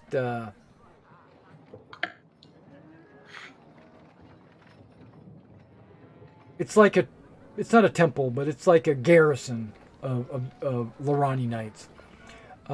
It's the Iverson chapter house, and he says, "Put that with my belongings." And he's like, "Yes, my lord." And then he walks off with this bag of coins, and he says, "So, that was 40 pounds." He didn't weigh it. He didn't count it. He just taking your word for it. Yes. Okay. All 40 pounds. Okay. Well, this receipt says that you're paid up. Your father has never shorted me, and I don't anticipate him doing it now, so I trust that you counted it, and it was all 40,000. I did not count it. He did. Okay, that's good. That's good enough for me. As long as you didn't lose any, everything's good. And even if it's short a little bit here and there, I'll just put it on to next year. Oh, good, because I did eat a couple. That's not healthy, but okay. I hope to see you in the opening ceremony tomorrow. Then, did you want to? Did you need to see the Lord of the Castle, or did you need to see the Queen? Well, I mean, we have already disturbed the Archbishop. I mean, we might as well. No, we have no business with them. And we'll not overstay our welcome. Any more than we already have. Okay. Being that you are bachelor knights, you're not obligated or required to announce your presence to the nobility, right? But if you had any kind of standing, you would announce yourself as, "Hey, I'm in your town." You know, but because you're, I'm not going to say nobodies, but you're Kinda. you kind of are. You haven't made a name for yourself, so there's no requirement for you to say, "Hey, I'm here in your town. Be aware." You know, just as a courtesy, you would do this. But there's no requirement for that. So, okay, well, I wish you luck, and may Lorani go with you. And he makes like a sign of a cross. It's actually the hilt of a sword. And he says, it's not like Jesus or anything. It's more like the sword. And he says, I appreciate everything your father has done for us. And I think that you guys, you and your brothers, are going to do very well in the years to come.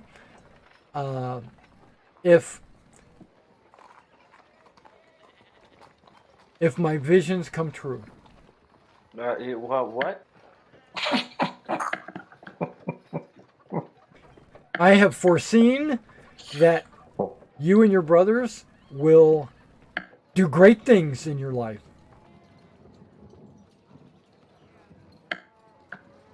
Thank you. Blessings So. go with you. And then he kind of just pretends to sprinkle dust on you or whatever. He's like doing this number. Okay. And then he looks back at the Rakala. The Rakala is just a priest. And he says, all right, you got counting to do. And then they leave and go upstairs. And the guards are just standing there staring at you. Hey, well, we'll see ourselves out. Addressing the guards. Yeah. Hey, he says that to everybody, right? No, you're the first to talk to him. Oh. Everybody waits normally till the opening ceremonies or whatever, and then approaches him outside. They kiss his ring and, stroke his ego or whatever. We can do that in addition to our meeting today. Mm-hmm. Or they go directly to his abbey, where if they need to pay tithe or whatever, they would go directly. Our business is done here. Yeah. This is Lord Melican, Sir Malden's keep.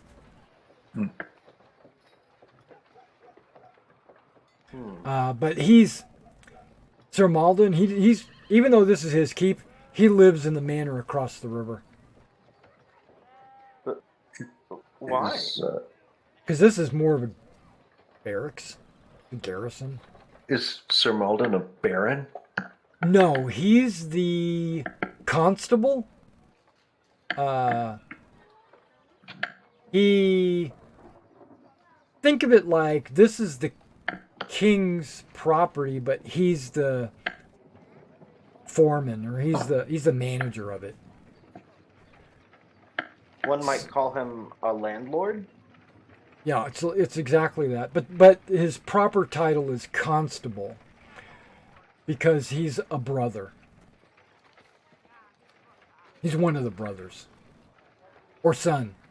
Or brothers. I can't even remember. I'm sorry, I'm giving you false information. Give me a second. He's related. How about that? No, Sir Merald Harabor. He's the eldest son of Sir Malden Harabor. Okay, so hold on. That's the wrong person. Malden is the lord. Not the eldest son. Here it is. Sir Malden Harabor. He's the most powerful noble in the kingdom. He's the eldest son of King Miganath. He's the prince. But he's not called the prince because he's a bastard. His mother, that's not very nice. I know, right? His mother was a peasant. Oh, of all the unheard of,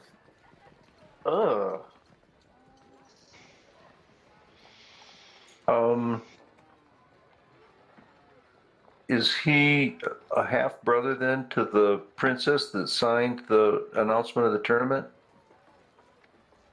That made the announcement of the tournament? The princess that you speak of is actually the queen. Oh. Yeah. And she uses the title princess? Yeah. Just out of habit or something? Yeah, it sounds young. Yeah. Okay, that's cool. She is a princess, but in the Barbie term. So then there is no relationship. Okay, not blood relationship. Right. No. Oh, I see what you're saying. Yeah, because King Meganath is married to a stepmom, basically. Right. Right. That's what yeah, you're right. Okay. Not bad for intelligence of 8. So, his mother Lessel, okay, bore another son, Chorus, but she died in childbirth. So his mother, Lessel, is passed, and Sir Malden has a younger brother. Mm-hmm. Not an older brother, or he wouldn't be here. Okay. Now, when Prince Halden, which is blood of the king, right? When he died, Malden became the heir.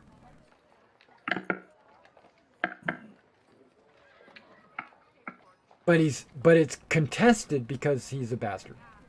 So the nephew is the contested heir of the current king. No, he's the son. He's just a bastard son. Oh. Yeah, because his true born son died.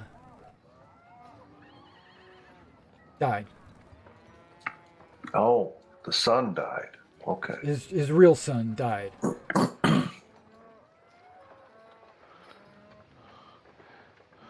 We're hearing cows in the castle. Yeah, you can. Okay. There's a long story. I'm not going through everything, but Sir Malden, his motto is "The brave triumph."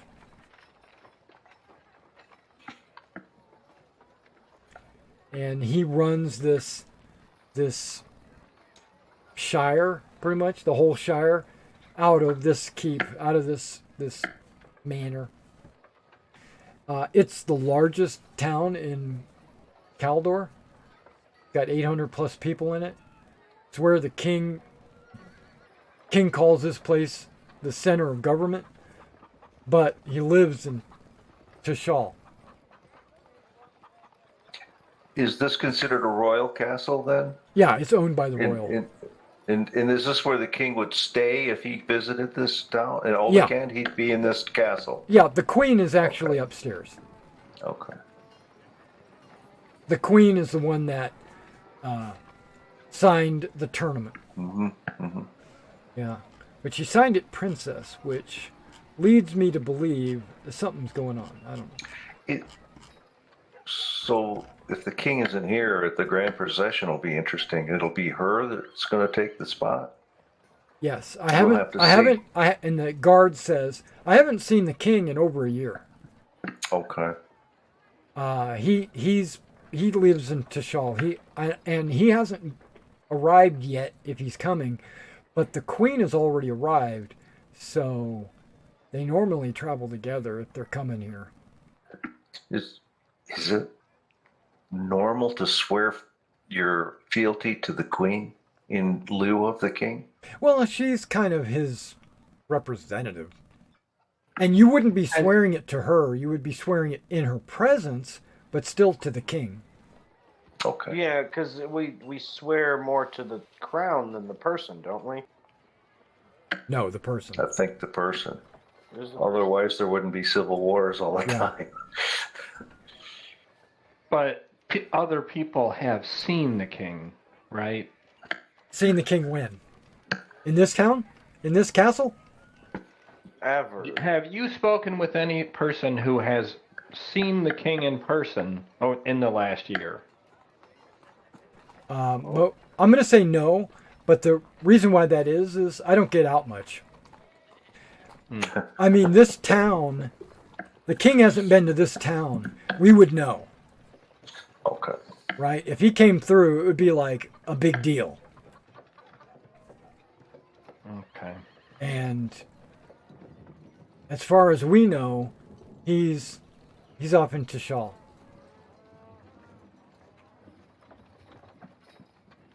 Mm-hmm. Yep. What happened to Joe?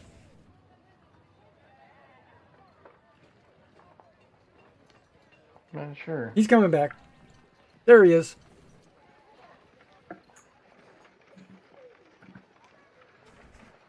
All right. Hey, Joe, what do you know?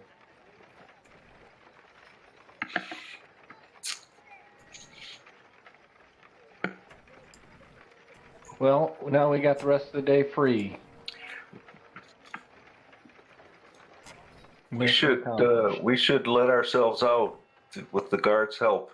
Okay, the guard will gladly escort you out. Yeah.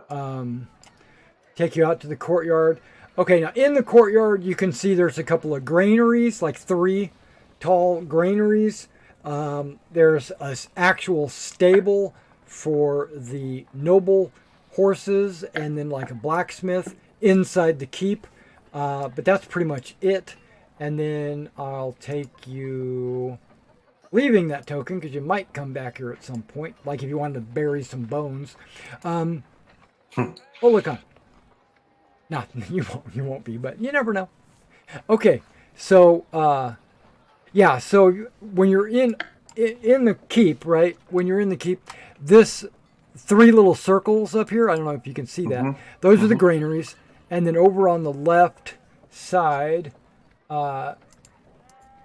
just in case you ever need to, where is that? A is outside, which I'll just tell you, that's where the ostler is for the, it says ostler's common right there, it should tell you. B is the corner building, that's the blacksmith, weapon crafter, what have you. And then the building right next to it is a mason, so like a stonemason, and then a little a stable. It's more of like a temporary stable, like you would guests would ride in or whatever. They'd put their horses over there, and then but the main keep, or the cavalry of the main keep, is held out here in the outside. And that's pretty much it. It's just an open parade ground area. Okay, so you're out, and then you see all the doors close because the queen is here. And the archbishop. Yeah, so security is up. I think that, yeah, there's something very suspicious going on here. Is there anybody in the stocks? There is not. It is actually open and clean. Like the wood has been wiped down, the blood's been rubbed off, everything. The gallows are right next to it? The gallows are right next to it. Okay. And they're it looks like this was built for the tournament. Okay. No gibbets or anything, huh? Mm-mm. So they're planning on using it. So, just FYI, they didn't build it for no reason. No, but they anticipate something going wrong, or somebody, or just to make a point. Find somebody that's a criminal, but nobody's a criminal. Find me somebody. It's one of those scenarios. Oh man, keep your nose clean, guys. Keep your nose clean. Okay, what would you guys like to do? It's around noon. You don't have to worry about eating, meal-wise. You get one good meal in the morning and then one in the camp. You're going to be okay. I guess I would prefer if we walked just around town, kind of did the tour of the town before the day's over. Just get an idea what services are here. Okay, so do you want to go counterclockwise or clockwise? Counter. Yeah, sure. Okay, so you kind of want to go through the microbial network over here, the Myceprus square. Yeah. Where all the mushrooms are growing? No, okay, that's fine. Head on down south, yeah. Okay. So you see, I'm just going to go ahead and pop a lot of these out if I can figure out I'm in the wrong layer. Map layer is the wrong layer. Okay. You got a Miners Guild Hall. It's not, there's no miners in there. That's where they would meet for minor business, if they had any. What about major? Or major business, probably, too. Yeah, well, that's where the Iron Miners Guild would meet to talk about those deaths. Right. Okay, and then down here you got the Hall of the main guy, or the man guy, which I love the name. It is, think of it like a bunch of peasants that made themselves important. That's where they go to talk. That's not something that a knight would concern himself with. Okay. But that is like if you had like a neighborhood watch or something like that. That's where they would go. It's the man guy is a self-appointed important people. Okay. And then you find a place that's a little interesting. A Temple of Peony. Located right there. In the middle of town. And then some of these buildings don't have labels because they're lesser of importance. So don't really worry about it so much. You know what? I'm going to jump all of these because I know you're eventually going to find them. So token layer. There we go. So you got a bonding house right there. You got a metalsmith, a wood crafter. You got a potter, right? You got a lexicographer. Mercantile guild hall. That's where the merchants get together and argue about why someone has too high prices, and or your prices are so low you're running, we're not getting any business, whatever. That's where they go. The Timberwrights Guild, same thing. If you're a Timberwright, now you might be able to do some business there, but it would be like only guild business, right? This building, this whole section down here by the pier is called the Shipwrights. The Shipwrights. Okay, and so when you come down by the pier, you can kind of see out into the river. You hear a horse? No.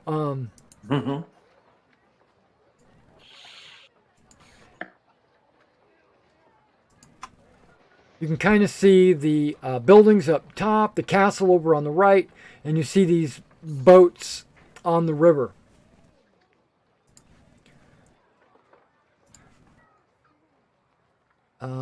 Now it looks like there are boxes of grain and crates of who knows what fish or whatever that's going down the river towards Tishal. Coming around the corner, you got the Chandler, which is the candle maker and all that stuff.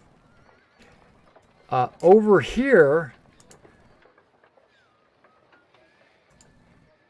in the far corner, you see a harper, or this is where the bard would live, right? And then you continue around and you find the Amber Inn.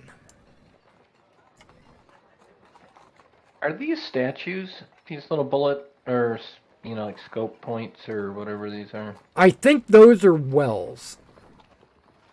Okay. And that's why I'm not sure what, I think this is a statue. Okay. Right? And I think this is a well. I should have something that tells me definitively. Give me a second. The Amber Inn is the No, that's probably not the Amber Inn, is it? That's the mill. Okay. Yep, that's the mill. You see the mill wheel out there in the water? Oh, yeah. I was wondering what that was. Map keys. The Okay, there we go. Map keys. Okay, actually that circle and square up there, that's actually the Gallo. Oh, okay. And that is the stocks, so they actually mapped them both out. And this is an outdoor well or fountain.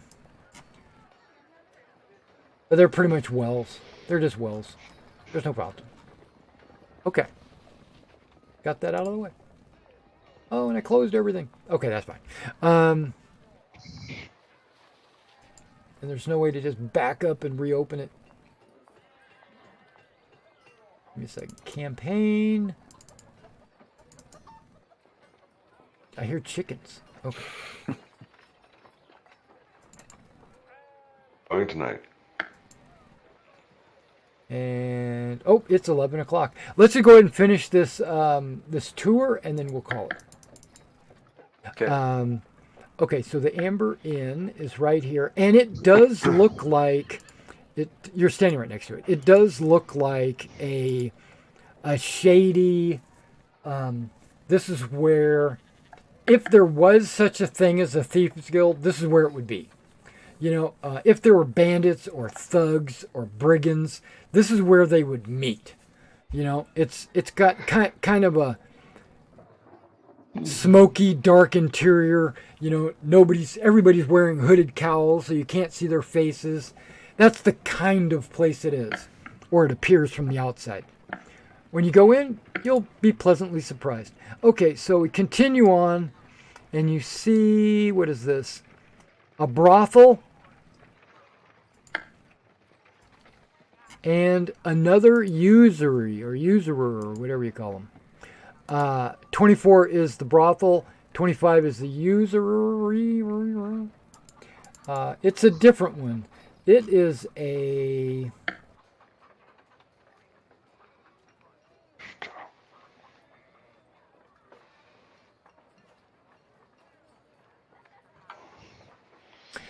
okay, the sign of that one has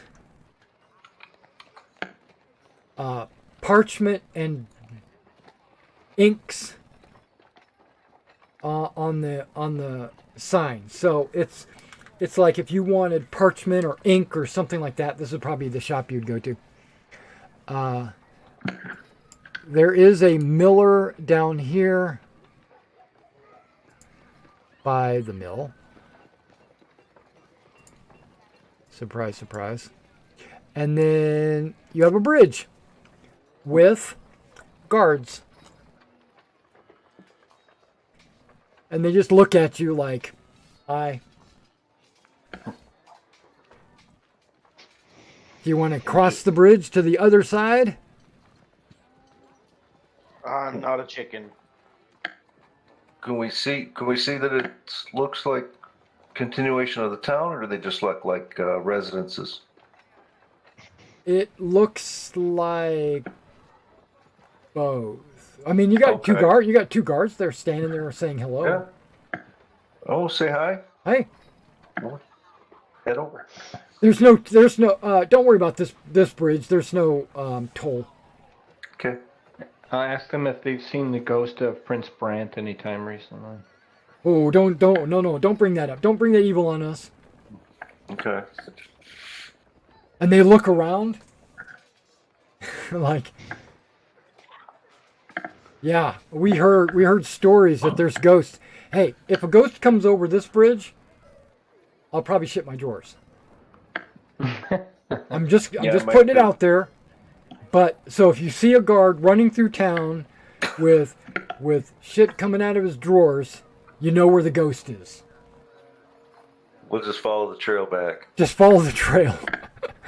Because I ain't staying, and I don't want a ghost to touch me. Turns your hair white and ages you 10 years. That's what I heard. What is the Onacetrum? Oh my gosh. You see over there? Oh no. That's Don't a pit, right? Onacetrum That's a haunt. That's where they say the ghost lives. But what was it, or what is it? It's like a pit. It's a pit in the ground, like a sinkhole, and who knows what foul beasts live down there. Is there somebody in town that might have stories about this, other than the Harper? Is there somebody who studies it?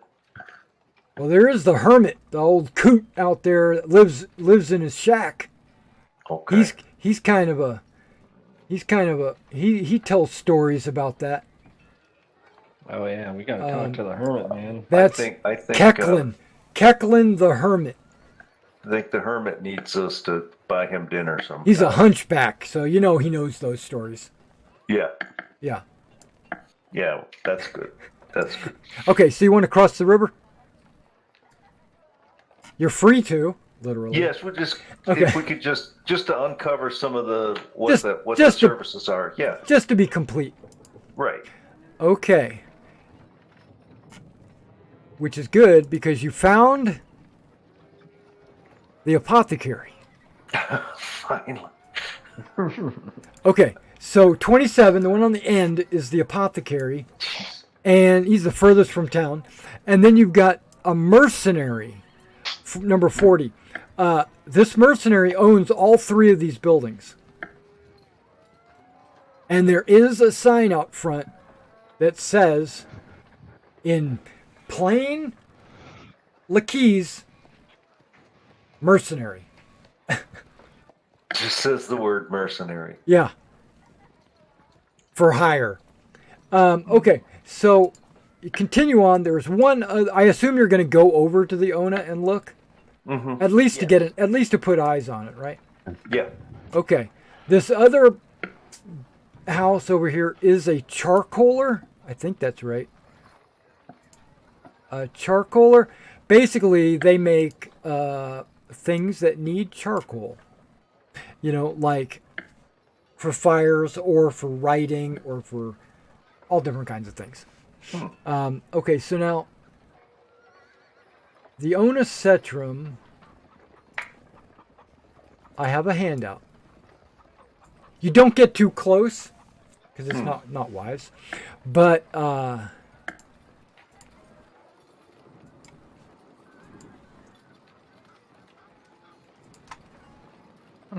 there's a hole in the ground. Dang. That's not what I expected. What do you think it was? The I saw monster the dots. from Tatooine? No, I saw the dots around it. I thought there might be some sort of a poles or fence or something. Oh, I see. No, that's symbolizing that there's a hole in the ground. Okay. But yeah, there's wind coming as it blows over it's like a flute. The wind as it blows over it makes kind of a haunted sound, like a woo as it goes across, and you just get a bad feeling like there's something down there that everybody else doesn't want to deal with. Could we get a collection together to put a fence around it so wild animals and stuff don't just wander in? So absolutely. Lost Little Princes. Yeah, you can make like make a fence. Sure.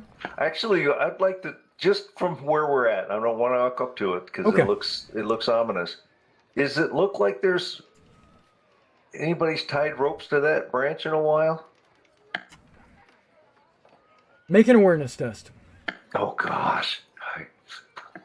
And I'm gonna give you a -10 modifier. So when you click awareness, a box should appear if it does. If not, don't worry about it. You don't realize how bad I am at everything already, right? It's okay. I forgive you. I don't. I know, thank you. I deserved all the wrath of the group. Rolling all 2s for everything. Is that your marginal failure? Yes, it is. Okay. 77. You know that this is a limestone sinkhole.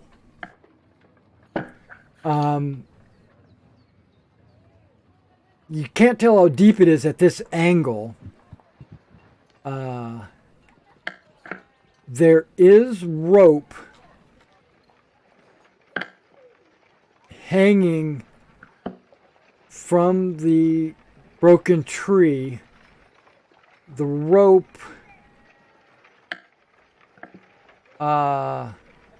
looks old and rotten.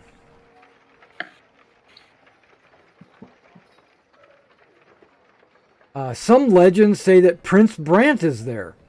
Okay,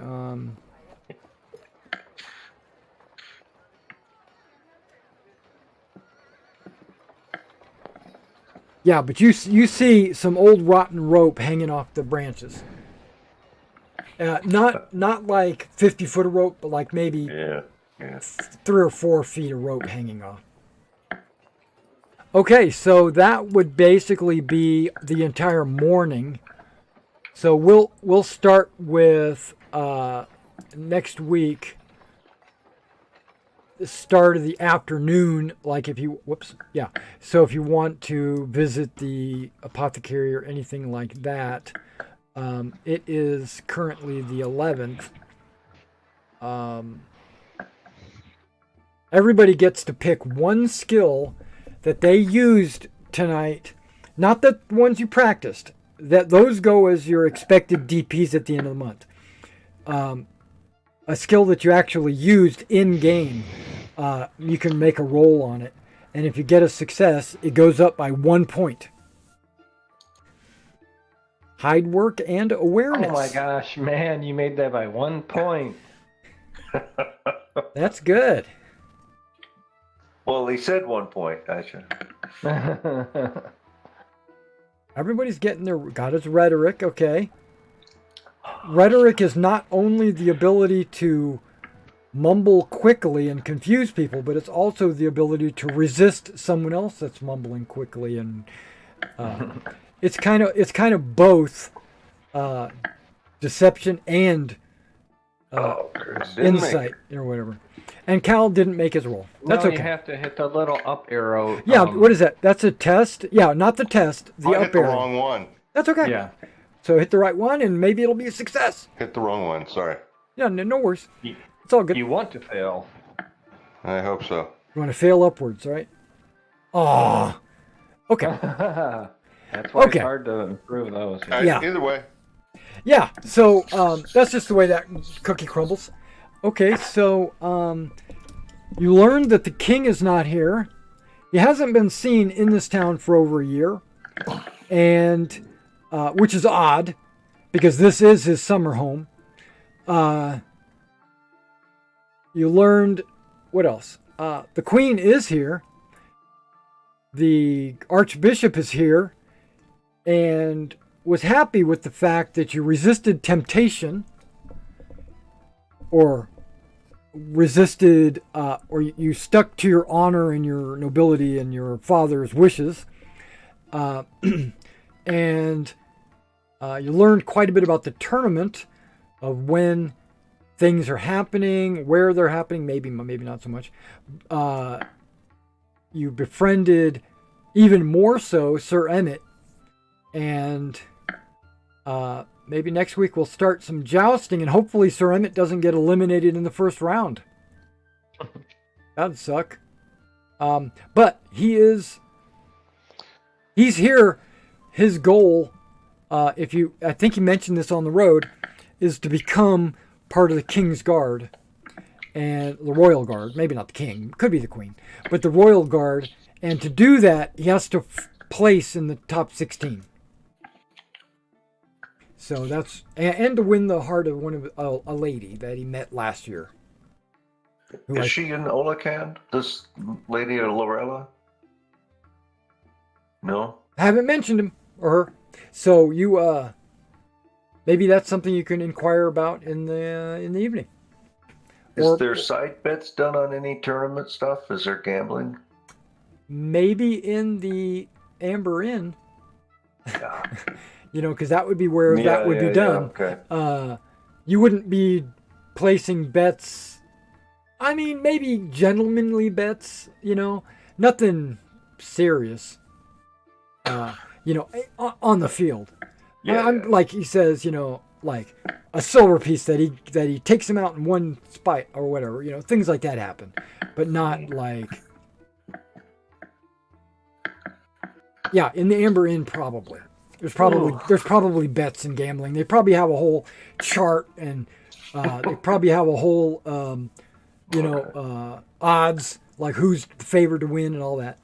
But everybody knows it's two of the knights have a really high potential, and you haven't met them yet, and you probably will because they'll be on the tournament field.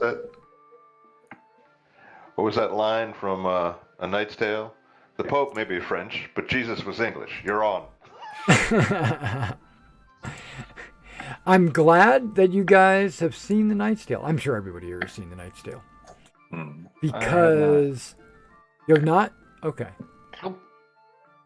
Because one of my named NPCs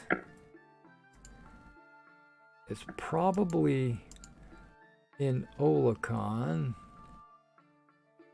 Just a second. Personalities.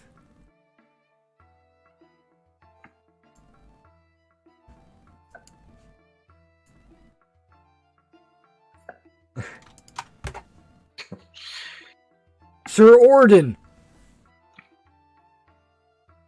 He's favored. Oh. Lovely. Yeah. All right, guys. Well, thank you for coming out, and I guess I'll see you next week. And I hope you guys enjoyed it. Yeah. Yep. Thank you much. Good deal. Good night. Thank you very much. I had a great time. Thank you. Yep. Bye-bye. All right, guys, if you guys are out there still in the internet world, thanks for coming out and watching this stream. Didn't get a whole lot of chat, but that's okay because I really don't ever watch chat, just to let you guys know. I'm almost always looking things up for the game or pulling up books, PDF versions or whatever, or I'm concern myself with what's going on my screen, so I don't really have an opportunity to look at my chat, which is normally covered. So just bear with me. If you drop a chat, I'll be sure to get to it at the end of the stream, or if I catch it sometime in the middle of the stream, I'll address it.